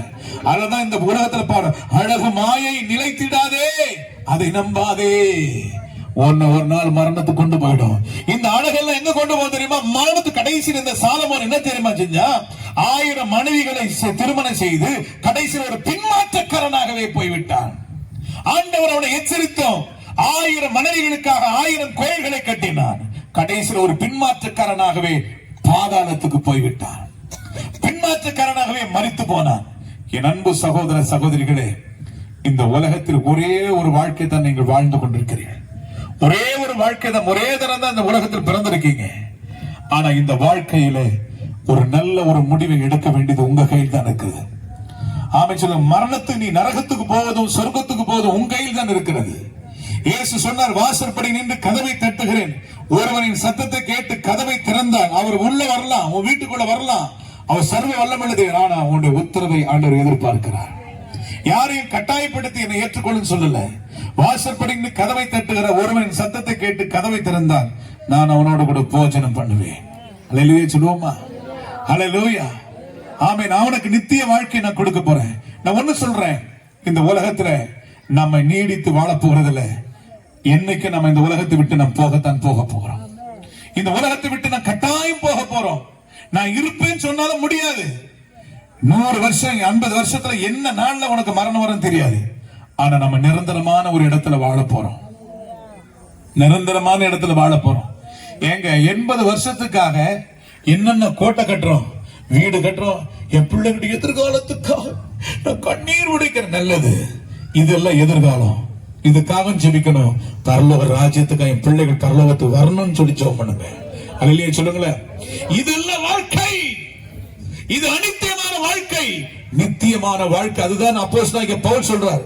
அல்லேலூயா. பிலிப்பியர் 2ஆம் அதிகாரம் 12வது வசனம் சொல்லுகிறது, அதிக பயத்தோடும் நடுக்கத்தோடும் உங்கள் ரட்சிப்பு நிறைவேற பிரயாசப்படுங்கள். அதிக பயத்தோட நடுக்கத்தோடும், அம்மா உன் ரட்சிப்பை இழந்துட்டுனா நீ நரகத்துக்கு போயிடுவேன். நரகம் நிரந்தரமானது. நரகம் நிரந்தரமானது. எத்தனை நரகம் என்பது சாதாரணமானது அல்ல.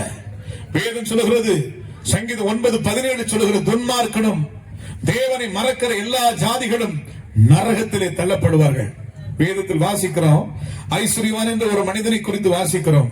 லூக்கா எழுதின சுவிசேஷம் 16வது அதிகாரம் 22 நீங்கள் வாசிக்கும் பொழுது, ஒரு ஏழை தரித்திரன் இருக்கிற லாசரு என்ற ஒரு மனிதனை பார்க்கிறோம். ஒரு பெரிய பணக்காரரை பார்க்கிறோம். ரெண்டு பேர் ஒரே நாள்ல மரிச்சாங்க.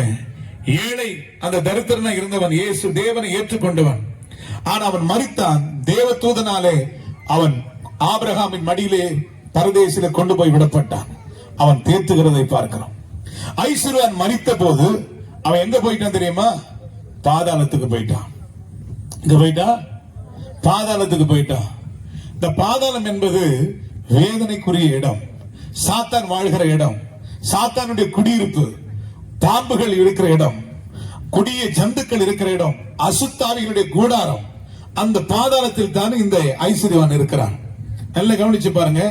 இப்ப 2 பேருமே செத்துட்டாங்க. ஐஸ்வர்யவானும் செத்துட்டாரு, லாசருவும் செத்துட்டாரு. நிறைய பேர் நினைக்கிறாங்க செத்துட்டா 16வது நாள் கர்மாந்தரம் பண்ணி, ஏதோ கர்மாந்தரம், அது பேரு என்ன, கர்மாதியா கர்மாந்தரமா? கர்மாதி. மாதி பாலை ஊத்தி, அவருக்கு பால் ஊத்துனா அவர் பால் குடிச்சிட்டு வரா? குடிச்சிட்டு வர சொல்லுங்க, குடிப்பாரா சொல்லுங்க? நீ என்ன சாங்கியம் செஞ்சாலும் ஒண்ணும் நடக்காது. இயேசுவை சொந்த ரட்சகரா ஏற்றுக்கொள்ளாம சொர்க்கத்தை நீ போக முடியாது. அல்லேலூயா சொல்லுவோமா? அல்லேலூயா சொல்லுவோமா? இப்ப யோசிச்சு பாருங்க, 2 பேரும் செத்துட்டாங்க. நிறைய பேருக்கு கவலை என்னன்னா, எப்பா என்ன பத்திரமா கொண்டு போய் கடலையில சேர்த்துரு. என்னது, எங்க சேர்த்துரு? பரலோகத்துக்கு போறாங்களே இல்லையா, கல்லறையில போய் சேர்த்துறன்றாங்க நிறைய பேர். கல்லறை தான் வேணுமா அவங்களுக்கு? நம்ம பரலோகத்துக்கு தான் முயற்சி செய்து கொண்டிருக்கிறோம். அல்லேலூயா சொல்லுங்களேன். நம்முடைய வீடு பரலோகம். ஆமா சொல்லுங்களேன். அல்லேலூயா. பரலோகத்துக்கு போக வேண்டும், சொர்க்கத்துக்குரியவர்களா இருக்கிறோம்.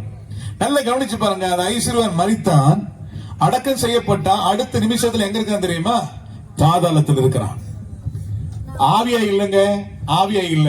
அவன் எப்படி இருக்கிறது? இங்க எப்படி சரீரம் இருக்குதோ அப்படியே சரீரம் இருக்குதா இல்லையா? நாக்கு இருக்குதா இல்லையா? அவனுக்கு கண்ணு இருக்குதா இல்லையா? என்ன பாக்குறான்? ஆபிரகாம பாசம். மை ஃபாதர் ஆபிரகாம் என்ன சொல்றான்? லாசரு ஆபிரகாம் மடியில படுத்து கொண்டிருக்கிறார். நீ சொல்றான், ஐயா என் தகப்பனாகிய ஆபிரகாமே, ப்ளீஸ் இந்த பாதாளத்தில் நான் வேதனைப்படுறேன். லாசருடைய விரல்ல தொட்டு ஒரு சொட்டு தண்ணி கையை நினைச்சு, ஏன்னா அவன் வீட்டுல மேஜிக்கு கீழே துணிக்கைகளை பொறுக்கி தின்னு கொண்டிருந்தவன யாருடைய உதவியை கேட்கிற? இப்போ யாருடைய உதவி தேவைப்படுது பாருங்க. எல்லாம் கவனிங்க. இருக்கும் பொழுது ஏழைகளுக்கு இறங்குங்க. ஆமே சொல்லுங்க. யாரையுமே அற்பமா என்னாதுங்க. இப்ப யாருடைய ஹெல்ப் கேட்கிறான்? வாசற்படியிலே துணிக்கைகளை பொறுக்கி கொண்டிருந்த அவனை சொல்ற, லாசருடைய விரல்ல தொட்டு ஒரு சொட்டு தண்ணி தொட்டு என் நாவ கொஞ்சம் தொட துளப்பா, என்னால தாங்க முடியல வேதனை. கண்ணு இருக்குதா? கண்ணு இருக்குதா? இருக்குதா? உணர்வு இருக்குதா? நாக்கு இருக்குதா? சரீரம் இருக்குதா? அவன் சொல்றான், இந்த அக்கினி ஜுவாலையில என்னால வேதனை தாங்க முடியல, என்னால தாங்க முடியல. அதுக்கு ஆபிரகாம் சொல்றாரு, நீ பூமியில் இருந்த போது நீ நன்மை அனுபவித்தப்பா, குடிச்ச, வெறிச்ச, யார தேடல, அழக தேடி போன, விபச்சாரை தேடி போன, வேசித்தனை தேடி போன, அழகெல்லாம் அனுபவிச்ச, இதுதான் சொர்க்கம் நினைச்ச. ஆனா மெய் தெய்வத்தை நீ மறந்துட்டப்பா. ஆனா அவன் ஏழையா இருந்தாலும் மெய் தெய்வத்தை நேசித்தான். அல்லேலூயா சொல்லுங்களேன். வேதம் சொல்லுகிறது, அந்த மெய் தெய்வத்தை நேசித்ததுனால நித்திய ஜீவனை தேற்றப்படுறான். ஆனால் உனக்கு நிரந்தரமான வேதனை. அவன் சொல்றான், அப்பதான் ஆத்மா பாரமே வருது. ஐயா அப்படி இப்படி ஒரு இடம் எனக்கு தெரியவே தெரியாது ஐயா. அதனால என்ன பண்ண, தயவு செய்து எனக்கு 5 சகோதரர் இருக்காங்க. எத்தனை சகோதரர் இருக்காங்க? 5 சகோதரர் இருக்காங்க. தயவு செய்து இந்த இடத்துக்கு வர வேண்டும். பாருங்க எவ்வளவு ஆத்ம பாரம் பாருங்க. ஆத்ம பாரம் எங்க இருக்குது? பாதாளத்துல தான் ஆத்ம பாரம் வந்து. நல்ல கவனிக்க கர்த்தருடைய பிள்ளைகளே, என் அன்பு சகோதரர், ஒரு முறை நீ பாதாளத்துக்கு போய்விட்டால், ஒரு முறை நரகத்திற்கு போய்விட்டால் உன்னை யாராலும் மீட்கவே முடியாது. யாராலும் மீட்க முடியாது. இப்ப பாதாளத்தில் இருக்கிறவங்க இல்ல கவனிங்க, பாதாளத்தில் இருக்கிறவங்க தேவனுடைய நியாய தீர்ப்பு வரும் பொழுது வெளிப்படுத்தின விசேஷம் 20வது அதிகாரத்தில் வாசிக்கும் பொழுது, வெளிப்படுத்தின விசேஷம் 20வது அதிகாரத்தில் வாசிக்கும் பொழுது 20:14 நினைக்கிறேன், 14-15 வாசிப்போம். அப்பொழுது மரணமும் அப்பொழுது மரணம் எத்தனை வசனம்? 14. அப்பொழுது மரணமும் பாதாளமும் அக்கினி கடலிலே பாருங்க. இப்ப பாதாளத்தில் இருக்கிறவங்க அடுத்த பனிஷ்மெண்ட் என்ன தெரியுமா? அக்னியும் கந்தகமும் எரியக்கூடிய கடலிலே தள்ளப்பட்டன. இது இரண்டாவது மரணம். இது இரண்டாவது மரணம். இப்ப பாதாளத்தில் ஏற்கனவே வேதனை, இந்த பாதாளத்தில் இருக்க அது டிரான்ஸ்பர் ஆகுது பாருங்க. எங்க ஆகுது? அக்னி கடலிலே தள்ளப்பட்ட. உலகம் வேகமாய் ஓடிக்கொண்டு பாவம், எங்கு பார்த்தாலும் பாவம். சின்ன குழந்தைகள் கூட பாவத்தில் இன்னைக்கு மிதந்து கிடக்கிறது, அக்கிரமத்தினால மிதந்து கிடக்கிறது. என் அன்பு சகோதர சகோதரிகளே, இவைகள் எல்லாம் பிசாசு இன்னைக்கு அழகை காட்டி, பாவத்தை காட்டி, மோசத்தை காட்டி ஜனங்களை குவியல் குவியலாக நரகத்தில் தள்ளி கொண்டிருக்கிறார். வாலிப தம்பி, வாலிப தங்கச்சி, எதை நோக்கி வேகமாய் ஓடிக்கொண்டிருக்கிறாய்? பாவம் உன்னை வாழ வைக்காது, பாவம் உன்னை நரகத்தில் தள்ளிவிடும். யோபின் புஸ்தகம் 20:11 சொல்லுகிறது. யோபின் புஸ்தகம் 20:11 வாசித்து பாருங்கள். யோபின் புஸ்தகம் 20:11 வாசித்து பாருங்கள். அவன் எலும்புகள் அவனுடைய வாழ வயதின் பாவங்களால் நிறைந்திருக்கிறது. அவரோடு கூட மண்ணிலே படுத்துக்கொள்ளும். அவனோடு கூட மண்ணிலே படுத்துக்கொள்ளும். உன்னை பாவம் வாழ வைக்காது. பாவத்தின் சம்பளம் மரணம்.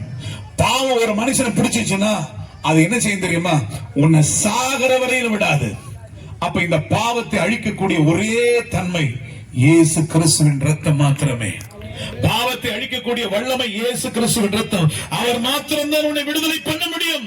நீங்க எத்தனை பேர் பாவத்தில் டிப்ரெஷன், மன அழுத்தத்தில் இருக்கிற வாலிபர்கள், பாவம் செய்து செய்து செய்து டிப்ரெஷன் அவனால செய்வார். குடிகாரனை பாருங்க, நாளை முதல் குடிக்க மாட்டேன் சத்தியம் என்று தலைமையில கை வச்சு தலைமையில, எங்க அப்பா அப்படிதான் தலைமையில பிள்ளைங்க சத்தியமா குடிக்க மாட்டேன்னு சொல்லி தலைமையில கை வச்சு அடிப்பாரு. ஆனா காலையில பார்த்து குடிச்சிட்டு வந்திருப்பார். பாவம் எந்த மனுஷனையும் வாழ விடாது. பாவம் எந்த மனுஷனையும் வாழ விடாது. பாவம் செய்கிற எவரும் பாவத்திற்கு அடிமையா இருக்கிறான்னு வாசிக்கிறோம். இந்த பிடிப்பட கொடூரமான பாவம், இன்னைக்கு வாலிபர்கள் இன்னைக்கு கொடூரமான பாவத்தில் விழுந்து கிடக்கிறார்கள். அவர்களால் எழும்ப முடியவில்லை. டிப்ரெஷன், மன அழுத்தத்துக்குள் இருக்கிறார்கள். இப்படிப்பட்ட கொடூரமான பாவம் உங்களை நரகத்துக்கு கொண்டு போய்விடும். எந்த நிமிஷத்துல என்ன வேணா செய்ய முடியும். உன் வாழ்க்கையை சீரழித்து விடும். உன் வாழ்க்கையை கெட்டு நாசமாக்கி விடும். இன்னைக்கு ஆண்டவர் சொல்ற, எப்பேற்பட்ட கொடூரமான பாவத்திலிருந்தும் நான் உன்னை விடுதலை ஆக்க முடியும். இயேசு கிறிஸ்துவின் ரத்தத்தினால் உன்னை விடுதலையாக்கி உன்னை சுதந்திரவாளியா மாற்ற முடியும். நின்னை நித்திய ஜீவனுக்குரியவனை மாற்ற முடியும். ஹல்லேலூயா சொல்லுவோமா? அந்த ஐஸ்வரியவன் வேதனைப்பட்டான். ஐயோ, இந்த கொடிய வேதனை என்னால் தாங்க முடியவில்லை. அவன் பாதாளத்திலிருந்து முறையிடுகிறான், ஜெபம் பண்றான். ஆபிரகாம் இடத்தில் மை ஃபாதர், என்னுடைய தகப்பனே எனக்கு உதவி செய்ய. ஆபிரகாம் சொல்ற, என்னால உதவி செய்ய முடியாது. ஹல்லேலூயா. பூமியில் இருக்கிற வரையும் தான் மனுஷனுக்கு கர்த்தர் சந்தர்ப்பத்தை கொடுக்கிறார். இந்த பூமியை விட்டு போன உனக்கு சந்தர்ப்பமே கிடையாது, உனக்கு வாழ்வே கிடையாது. இந்த பூமியில் இருக்கிற வரையும் இந்த அருமையான வாய்ப்பை தயவு செய்து இழந்து விடாத வாலிப தம்பி, வாலிப தங்கச்சி, இழந்துடாதீங்க. இயேசுவுக்கு அவங்க வாழ்க்கையை ஒப்பு கொடுத்து, ஆமே, காண்கிற உலகம் அல்ல, காணாதவைகளை இருக்கிற நித்தியத்தை, பரலோகத்தை நோக்கி நீங்க ஆமே நோக்கி ஓடும் பொழுது நிச்சயமா சொல்றேன், ஒரு நாள் நம்முடைய பரலோகத்துல போகும் பொழுது வேதம் சொல்லுகிறது, நம்முடைய கண்ணீர்கள் எல்லாம் துடைக்கப்படுமா? ஆமே சொல்லுவோமா? ஹல்லேலூயா சொல்லுவோமா? வெளிப்படுத்தின விசேஷத்தில் நாம் வாசிக்கும் பொழுது நம்முடைய கண்ணீர்கள் எல்லாம் பரலோகத்திலே துடைக்கப்படும் என்று வெளிப்படுத்தின விஷயம் 21ஆம் அதிகாரம் 4வது வசனத்தை வாசிக்கும் பொழுது, அவருடைய கண்ணீர் யாவையும் தேவன் துடைப்பார். பரலோகத்தில் நாம் ஒரு நாள் போக போகிறோம். அங்க போன உடனே அங்க கண்ணீர் தான் துடைக்கப்படுமா? கண்ணீர் துடைக்கப்படும். இனி மரணமும் இல்லை. அங்க என்ன இல்லை?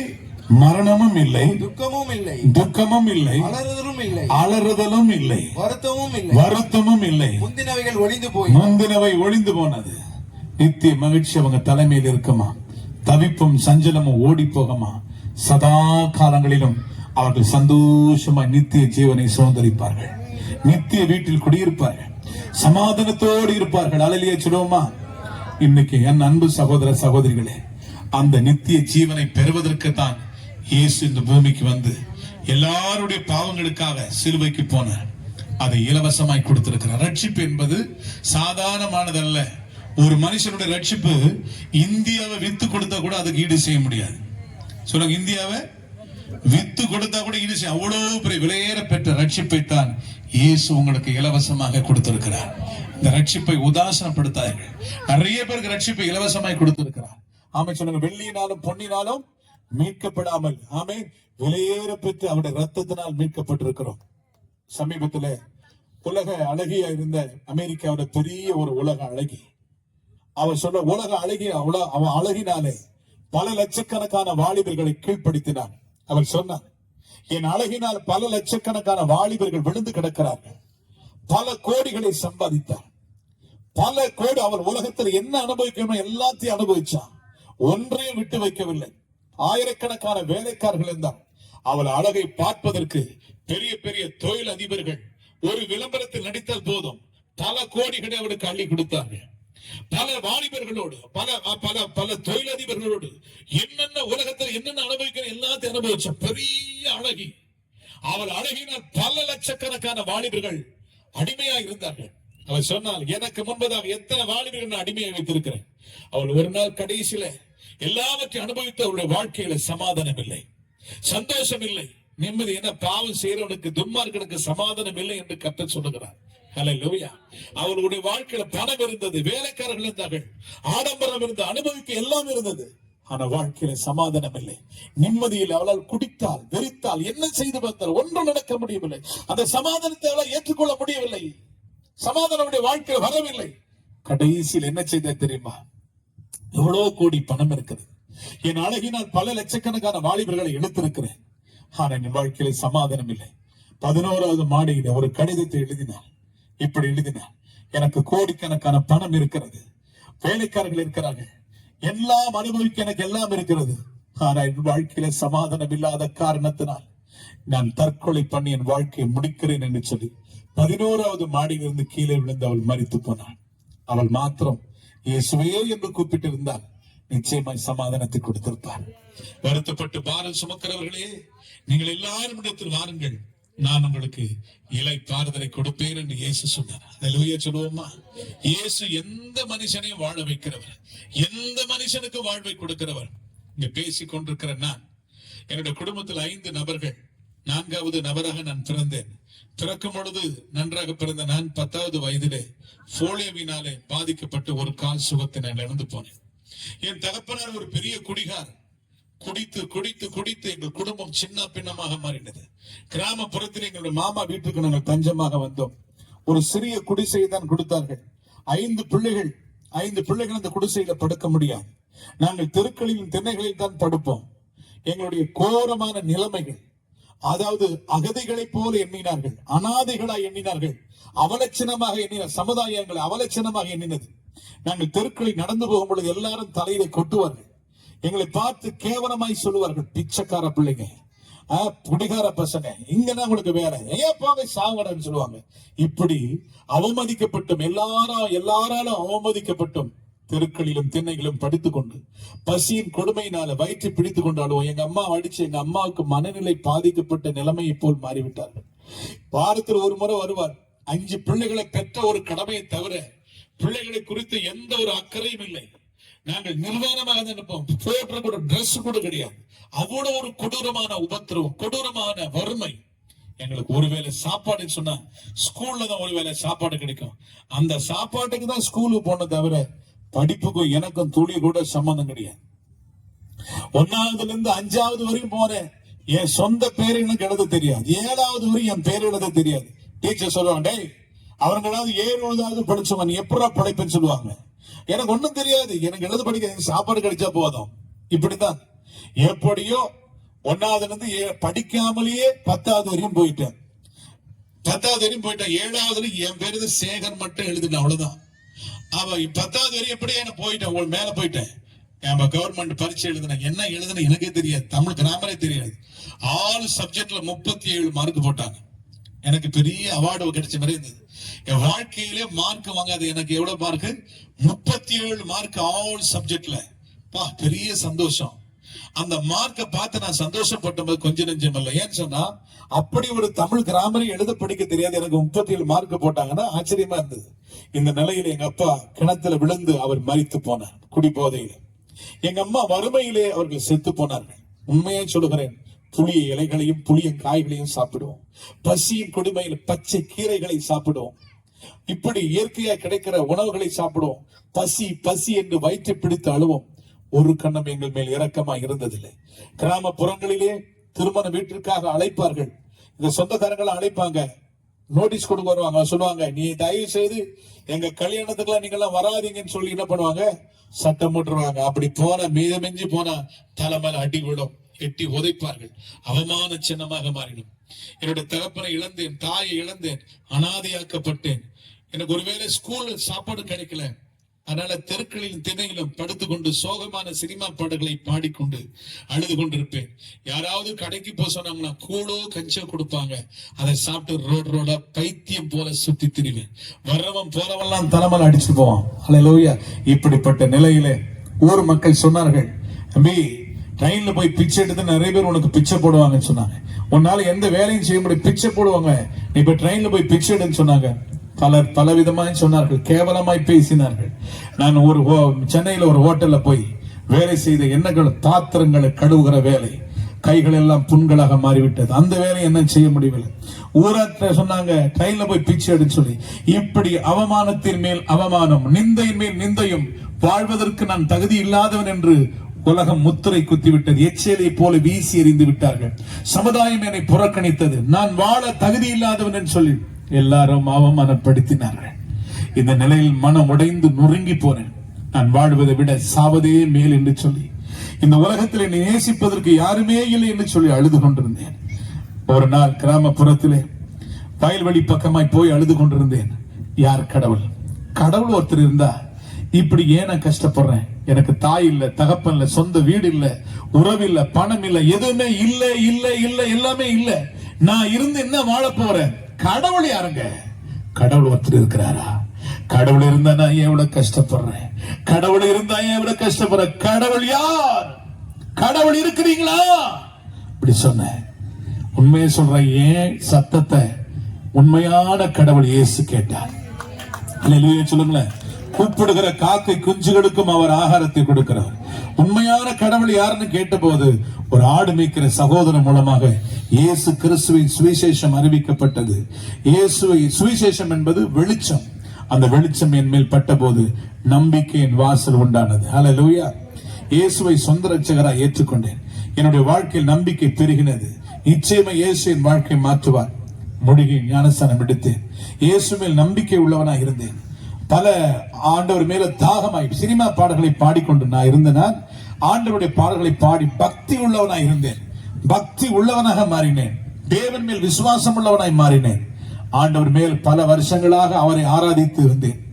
ஆண்டவர் என்னுடைய பக்தியை பார்த்த ஒரு நாள் நான் ஆண்டவரை பார்த்து சொன்னேன், ஆண்டவரே உம்முடைய ஊழியம் செய்ய வேண்டும் என்ற வாஞ்சை இருக்கிறது. உம்முடைய ராஜ்யத்தை கட்ட வேண்டும் என்ற வாஞ்சை இருக்கிறது. நான் தகுதி இல்லாதவன், நான் படிப்பறிவு இல்லாதவன், சமுதாயத்தில் புறக்கணிக்கப்பட்டவன், என் எச்சைகளை போல் வீசெறியப்பட்டவன். அப்பொழுது ஆண்டவர் என்னோடு கூட பேசினார், மகனே என்னுடைய ஊழியத்துக்கு அவனை தெரிந்து கொண்டேன், நீ வரையா என்று கேட்டார். நான் சொன்னேன், படிப்பறிவில்லை ஆண்டவர், நான் அறிவில்லாதவன், நான் திறமையில்லா, நான் பலவீனமானவன். ஆண்டவர் சொன்னார், எந்த மனுஷனையும் பிரகாசிக்கிற மெய்யான ஒளி நானே என்று சொன்னார். அல்லேலூயா. நீ வருவாய், என்னுடைய ஊழியத்துக்கு வருவாய் என்று சொன்னாய். உன்னை ராஜாக்களுக்கு மத்தியிலும் பிரபுக்களுக்கு மத்தியிலும் தேசத்தின் கடைமனை மட்டும் உன்னை கொண்டு போய் நான் உன்னை நிறுத்துவேன் என்று ஆண்டு சொன்னான். உண்மையை சொல்லுகிறேன், ஒரு பைபிள் ஒரு பெட்ஷீட் எடுத்துக்கிட்டு ஊர் ஊரா போய் இயேசுவை பத்தி சொல்ல ஆரம்பிச்சேன். எனக்கு பொழுதுபோக்குன்னு சொன்னா பாடல்லாம் கடவுளை துதிச்சுட்டு தான் என் வாழ்க்கை. அப்பொழுது வந்த பாடல் தான் நிறைய பாடல்கள். பாலைவனமாயிருந்த எங்களை சோலைவனமாய் மாற்றி நீரையா, பாலைவனமாயிருந்த எங்களை சோலைவனமாய் மாற்றி நீரையா, அருந்த கொடிய போல் இருந்தோமே எங்களை செடியோடு இணைத்து விட்டீரே, அருந்த கொடிய போல் இருந்தோமே எங்களை செடியோடு இணைத்து விட்டீரே, செடியோடு இணைத்து விட்டீரே, எங்களை செடியோடு இணைத்து விட்டீரே. சென்று பாடு.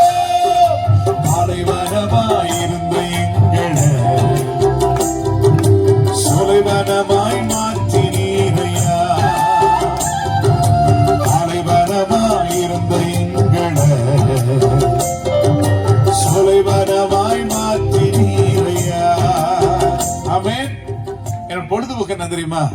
எனக்கு வீடு கிடையாது, பிளாட்பாரம், சர்ச்சு வாசல்ல எங்கேயாவது மரத்தடியில் உட்காந்துக்கணும். ஏன்னா நான் தள்ளப்பட்டவன். எனக்கு பொழுதுபோக்கு எனக்கு அதுதான். அங்க உட்காந்துட்டு பாடிக்கிட்டே இருப்பேன், தேவனை துதிச்சுட்டே இருப்பேன். நிறைய பாட்டு கொடுப்பார். என்ன ஆண்டவர் ஊழியத்துக்கு நான் அழைச்சிட்டார்ல. நிறைய பேர் சொல்லுவாங்க, நீ எல்லாம் என்னத்த ஊழியம் செய்ய போற, கடவுள் ஒன்றாலும் ஊழியத்துக்கு அழைக்கலன்னு சொல்லி அற்பமா இனினார்கள். நான் சொன்னேன், வாழ்ந்தாலும் அவருக்காக, மரித்தாலும் அவருக்காக. ஆமென் சொல்லுங்க. என் தீர்மானத்தை விட்டு இறங்கவில்லை. ஹல்லேலூயா சொல்லுங்களேன். நான் பிளாட்பாரத்தில் இருந்தால் எங்க இருந்தாலும் என் அப்பாவுடைய ஊழியத்தை நான் செய்வேன்னு சொல்லி என் பாடுகள் மத்தியில் அவரை மகிமைப்படுத்திக் கொண்டே இருந்தேன். ஹல்லேலூயா. கடைசியில எலும்பும் தோலுமாக மாறிவிட்டேன். சாவு என்னை நெருங்கி கொண்டிருந்தது. ஒரு நண்பருடைய வீட்டுக்கு நான் போனேன். சாகு அங்கதான் போய் செத்துல இல்ல, சாவு நெருங்கிச்சு இல்ல, கீழே விழுந்துட்டேன். மனம் அப்படியே மயக்கி விழுந்துட்டேன். அப்ப சொல்றாரு அவரு, இவர் இன்னைக்கு நாளைக்கு செத்துருவார், இவருடைய பாடி யாருப்பா எடுக்கிறது, 20 ரூபாய் கொடுத்து அனுப்புங்க சொல்லி 20 ரூபாய் கொடுத்து என்ன அனுப்பிட்டாங்க, எழுப்பி அனுப்பிட்டாங்க. ஒரு சர்ச் வாசல் அப்படி உட்கார்ந்து அழுறேன், படுத்துக்கணும், இருள் சூழ்ந்து இருக்கிறேன், சாக வேண்டிய நிலைமை வந்துருச்சு. அப்பொழுதுதான் ஆண்டவரை நோக்கி, இந்த உலகத்துல நீ விசாரிக்கிறதுக்கு யாருமே இல்லையப்பா, ஏன் மைனர் போடுப்பா. ஹல்லேலூயா. ஏன் மைனர்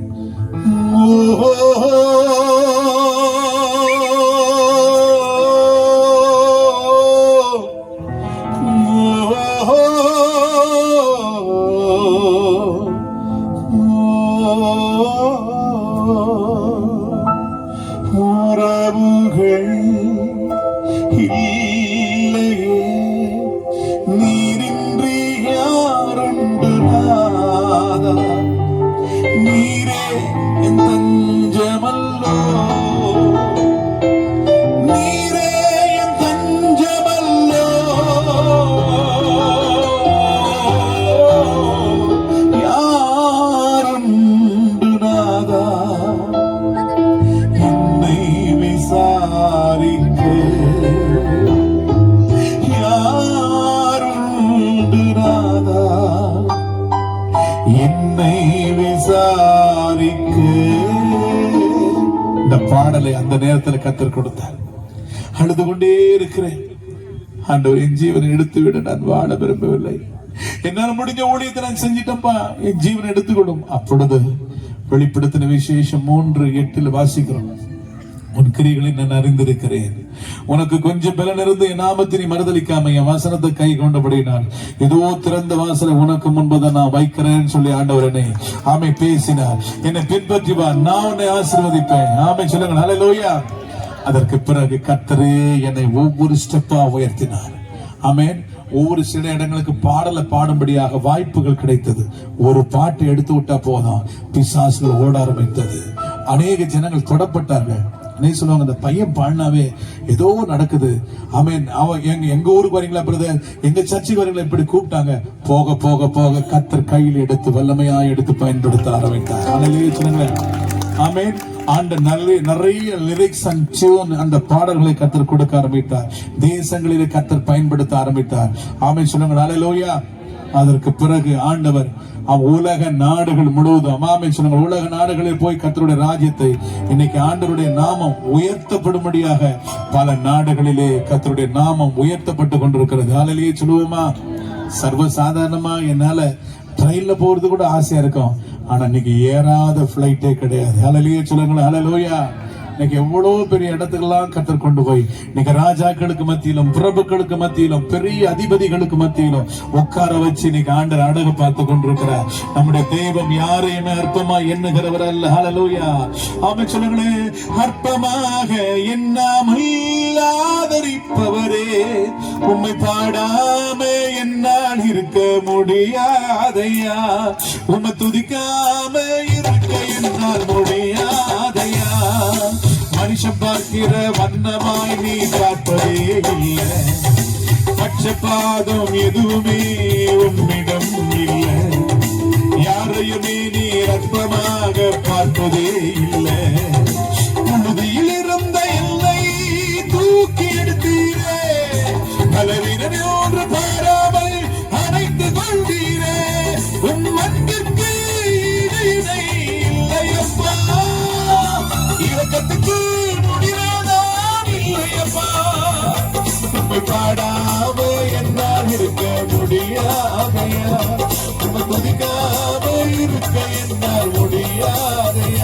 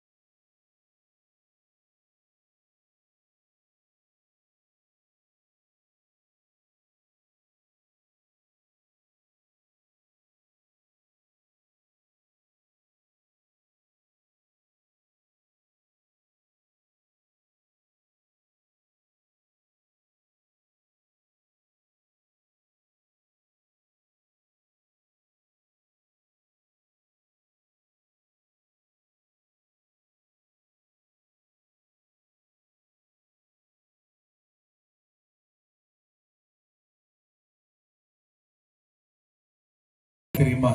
இந்த உலகத்துக்காக அல்ல, நித்தியத்திற்காக.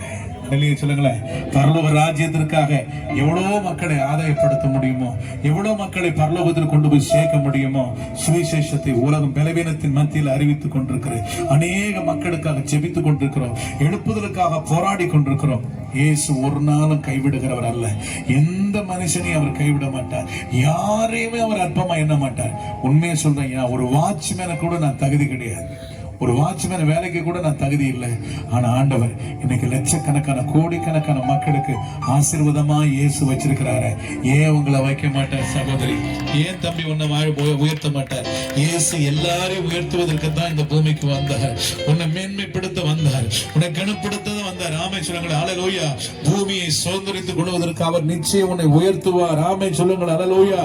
அவர் மேல நம்பிக்கையா இருப்பீர்களானால் நிச்சயமா சொல்ற, இந்த உலகத்தை அல்ல, ஆமென், காண்கிற உலகத்தை இல்ல, காணாதவையில் இருக்கிற பரலோகத்தை நாடி சீக்கிரமா நம்ம பரலோகத்தை சுதந்திரிக்க போறோம். இந்த உலகத்தை விட்டு நம்ம போகத்தான் போறோம். ஆமென் சொல்லுங்களேன். அது சொர்க்கமா இருக்க வேண்டும். ஆமென். நரகத்துக்கு ஒரு மனிதர் இங்க இருக்கிற யாரும் போக கூடாது. எல்லாரும் பரலோக ராஜ்யத்திற்கு வர வேண்டும் என்றால் இயேசுவை முழுமையாக நீ விசுவாசித்து பாவ மன்னிப்புக்கு என்று மூழ்கி ஞானஸ்நானம் எடுத்து சபைக்கு நீங்க சாட்சியாய் வசனத்தின்படி வாழ்வீர்களானால் ஆமென் சொல்லுங்க, ஆண்டவர் வருவார். தமக்காக காத்து கொண்டிருக்கிற பிள்ளைகளை அவர் சேர்ப்பதற்கு வரப்போகிறார். இயேசு சீக்கிரமாய் வரப்போகிறார். ஆமென் சொல்லுங்களேன். 1000 பேர்கள் ஆறுதல் சொன்னால் ஆறுதலாகுமா? இந்த உலகமே என்னை நேசித்தாலும் நேசம் இடாகுமா?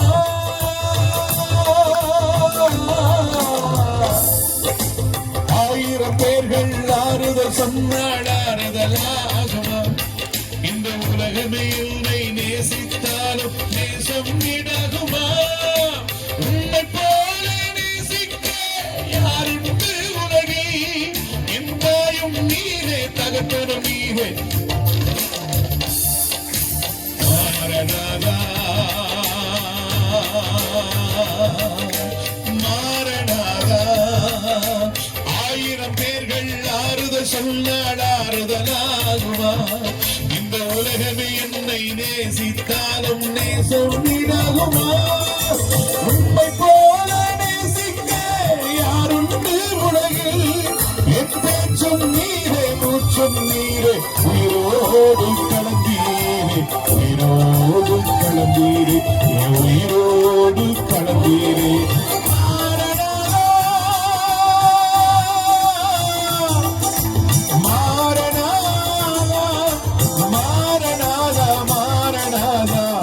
சீக்கிரமாருமையா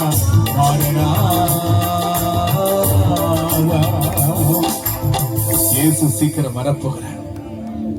இயேசு சீக்கிரம் வரப்போகிறார். யாரெல்லாம் அவருக்காக ஆயத்தமா இருக்கிறதோ, ஆயத்தமா இருக்கிற பிள்ளைகளை தம்மோடு கூட சேர்த்துக்கொள்ள வரப்போகிறார். என் அன்பு சகோதர சகோதரிகளே, இந்த உலகம் அழிய போகிறது. வேதம் சொல்கிறது, பூமி அக்கினிக்கு இரையாக வைக்கப்பட்டிருக்கிறது. காண்கிற உலகம் இது அழகு என்று நம்பி ஏமாந்து விடாது. காணாதவைகளுக்கு பரலோகத்தை நோக்கி இயேசு சீக்கிரமாய் தம்முடைய பிள்ளைகளை நித்தியத்திற்கு சேர்க்க வரப்போகிறார். யாரெல்லாம் அவரை வேத சொல்லுகிற சங்கீதம் 2:12 சொல்கிறது, அவரை அண்டிக் கொள்கிற மனுஷன் பாக்கியவான். இந்த ராத்திரி வேளையிலே இயேசுவை நீ அண்டிக் கொள்வாயா? இயேசு எனக்கு வேண்டும் என்று சொல்லுகிறவன் மாத்திரம் எழுந்து நிற்கும்படியா நான் ஜெபிக்கிறேன், கேட்டுக் கொடுக்கிறேன். அல்ல உங்களுக்கு நான் ஜெபிக்க விரும்புகிறேன். ஹல்லேலூயா. ஆமென், ஆமென். கண்ணீரெல்லாம் கார்மேகம் போன்ற கஷ்டங்கள் வந்தாலும் கருத்துடன் உன்னை விசாரிப்பார். இயேசு அழைக்கிறார், இயேசு அழைக்கிறார். உன்னை கண்காரங்கள் நீட்டி இயேசு அழைக்கிறார். வாழ்க தம்பி, உன்னை அழைக்கிறார். வா மகனே, நீ வா மகனே, இந்த உலகத்தை விட்டு வா, பாவத்தை விட்டு வா, சாபத்தை விட்டு வா. நான் உன்னை விடுதலை பண்ணுவேன். யாரெல்லாம் விடுதலை இல்லாதபடி போராடுகிறீர்களோ, இந்த ராத்திரிகளை விடுதலை பண்ணும் என்று கேளுங்கள். அவர் உங்களுக்கு அற்புதத்தை செய்வார். இந்த ராத்திரி உனக்கு விடுதலை நாளா இருக்கட்டும். தம்பி, தங்கச்சி, அந்த வாழ்க்கையில விடுதலை இல்லாதபடி போராடி அழுது கொண்டிருக்கிறாயே, காண்கிறதை ஏமாந்து விடாது. உன்னை அனித்தியமான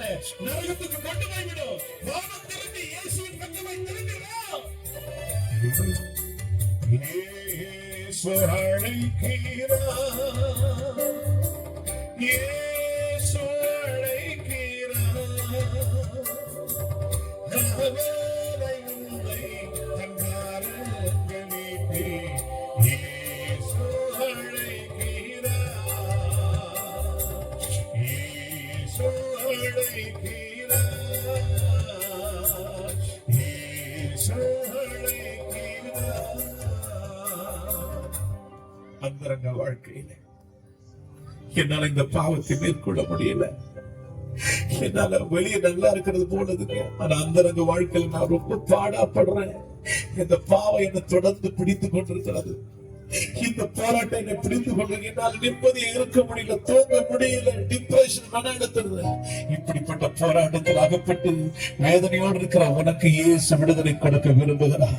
அதை விட்டு வெளியே வா என்று சொல்லி ஆண்டவர் சொல்லி இயேசுவை நோக்கி கூப்பிடு. இயேசுவே எனக்கு விடுதலை தாரும் என்று சொல்லி கண்ணீரோடு ஜெபம் பண்ணுங்க. ஆண்டவர் இந்த ராத்திரி வேளையில் உங்களுக்கு விடுதலை கொடுப்பார்.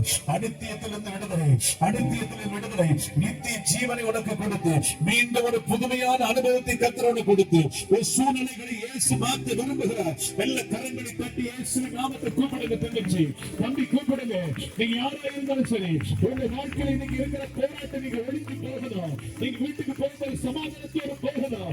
எந்தெந்த போராட்டத்தில் அகப்பட்டு போறீங்க, எனக்கு இயேசுவின் நாமத்தினால நான் விடுதலை பெறுகிறேன். இயேசுவின் ரத்தத்தினால விடுதலை பெறுகிறேன். சாபங்கள் மறிக்கப்பட்டு போகட்டும். அடிமையாய் வைத்திருக்கிற எல்லா கட்டுகள், சீச்சையின் ஆவிகள், நேசித்தன ஆவிகள், போராட்டங்கள், பாவத்தின் கூறுகள் இந்த ராத்திரி வேளை உடைந்து நொறுங்கி விடுவதாக. ஆண்டவரே, நம்முடைய பிள்ளைகள் யாரெல்லாம் கேட்கிறாங்களோ அவங்களுக்கு எனக்கு விடுதலை கொடுங்கப்பா, விடுதலை கொடுங்க ஐயா. மனமிறங்கி விடுதலை கொடுங்கப்பா. இந்த பிள்ளைகள் நரகத்துக்கு போக கூடாதப்பா. ஒருவர் கூட அந்த நரகத்திற்கு போக கூடாதப்பா. ஒரே நிமிஷத்துல அவர்களை கொன்று அவர்களை நரகத்துக்கு பாதாளத்துக்கு கொண்டு போயிருந்த பிசாசு, பிசாசுடைய ஆளுகையில் இருந்து தேவகுமாரனுடைய ஆளுகைக்கு இந்த பிள்ளைகளை கொண்டு வர முடியல. ஜெபிக்கிறேன். ஒவ்வொருவரையும் ஆசீர்வதிங்கப்பா. நீங்க வந்த ஒவ்வொரு குடும்பத்தையும் ஆசீர்வதிங்கப்பா. மன மகிழ்ச்சியோடு அவங்க போகட்டும். குழந்தை பாக்கியம் இல்லாதபடி வந்திருக்கிற அநேக சகோதரிகளுக்கு இன்னைக்கு குழந்தை பாக்கியம் உண்டாகட்டும் இயேசுவின் நாமத்தினாலே. திருமணமாகி குழந்தை இல்லாதவர்களுக்கு இந்த மாசத்துல கன்ஃபார்ம் ஆகட்டும் இயேசுவின் நாமத்தினாலே. வீடு இல்லாத பிள்ளைகளுக்கு வீடு வாசனைகளை கொடுப்பீரகப்பா. வாகனம் இல்லாத பிள்ளைகளுக்கு வாகனங்களை கொடுப்பீரகப்பா. கடன் பிரச்சனையோடு வந்த பிள்ளைகளுக்கு கடன் பிரச்சனை விடுதலை கொடுப்பீரகப்பா. மன குழப்பத்தோடு வந்த குழப்பங்கள் மாறி அவர்கள் சமாதானத்தோடு போகட்டும் ஐயா. ஒரு பிரிந்திருக்கிற குடும்பங்கள் ஒன்று சேரட்டும் இயேசுவின் நாமத்தினால. ஒரு சமாதானம் இல்லாத பிள்ளைகளுக்கு சமாதானம் உண்டாகும்படி ஜெபிக்கிறோம் அப்பா. ஆசீர்வாதம் இல்லாத பிள்ளைகளுக்கு ஆசீர்வாதம் உண்டாகட்டும் ஐயா. ஆமென், ஆமென். எந்தெந்த காரியங்களுக்காகவும் ஜெபிக்கிறாங்களோ இந்த ராத்திரி வேளை கர்த்தர் அற்புதத்தை செய்து அவர்களை சமாதானத்தோடு அனுப்பும்படி ஜெபிக்கிறோம் அப்பா. நிறைவோடு அனுப்புங்கப்பா. கூட்டத்தை ஒழுங்கு செய்த கர்த்தருடைய தாசனுக்கு தம்பிக்காக ஜெபிக்கிறேன். ஊழியர்களை ஆசீர்வதிப்பீரப்பா. அளவில்லாதபடி இந்த ஊழியத்தை இன்னும் 1000 10,000 இந்த ஊழியத்தை பெருக பண்ணும்படி நான் ஜெபிக்கிறேன். வந்திருக்கிற ஊழியர்களை ஆசீர்வதிப்பீரப்பா. அவருடைய எல்லைகள் ஆசீர்வதிக்கப்பட்டோம். வந்திருக்கிற அத்தனை மக்களின் சமாதானத்தினால் சந்தோஷத்தினால் நிறைவோடு நம்முடைய பிள்ளைகள் மகிழ்ச்சியோடு போகட்டும். நீர் அப்படி செய்ய போறதற்காக நன்றி. பிள்ளைகளை ஆசீர்வதியும், பலப்படுத்தும். காண்கிற உலகம் அனித்தியமானது, காணாதவைகளோ நித்தியத்துக்குரிய. நாங்கள் ஆயத்தப்படுத்தி பரலோக ராஜ்யத்தில் நாங்கள் பங்குள்ளவர்களாய் மாறுவதற்கு கிருபை தாரும். ஒவ்வொருவரையும் ஆசீர்வதியும். கிருபைக்கு நேராக ஒப்பு கொடுக்கிறோம். நசரேயனாகிய இயேசுவின் நாமத்தில் ஜெபிக்கிறோம் பிதாவே. ஆமென். அல்லேலூயா. ஆமென். உங்களுக்கு பாடல் புஸ்தகம் வேண்டும் என்று சொன்ன பின்புறத்தில் இருக்கிறது. எங்க தம்பி வச்சிருக்கீங்க? எனக்கு பின்னாடி இருக்கு. 50 ரூபாய்.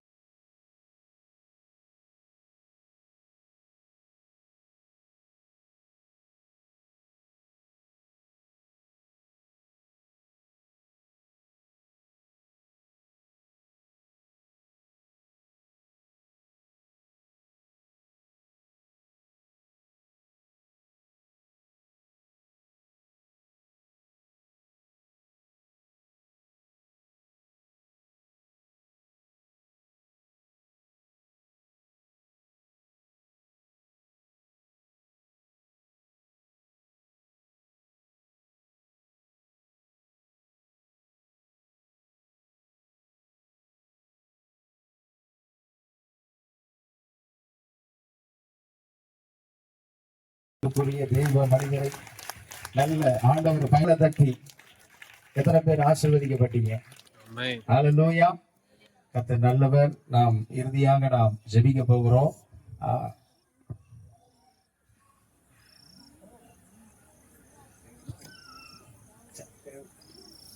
ஆமாம், ஒரு சிறப்பு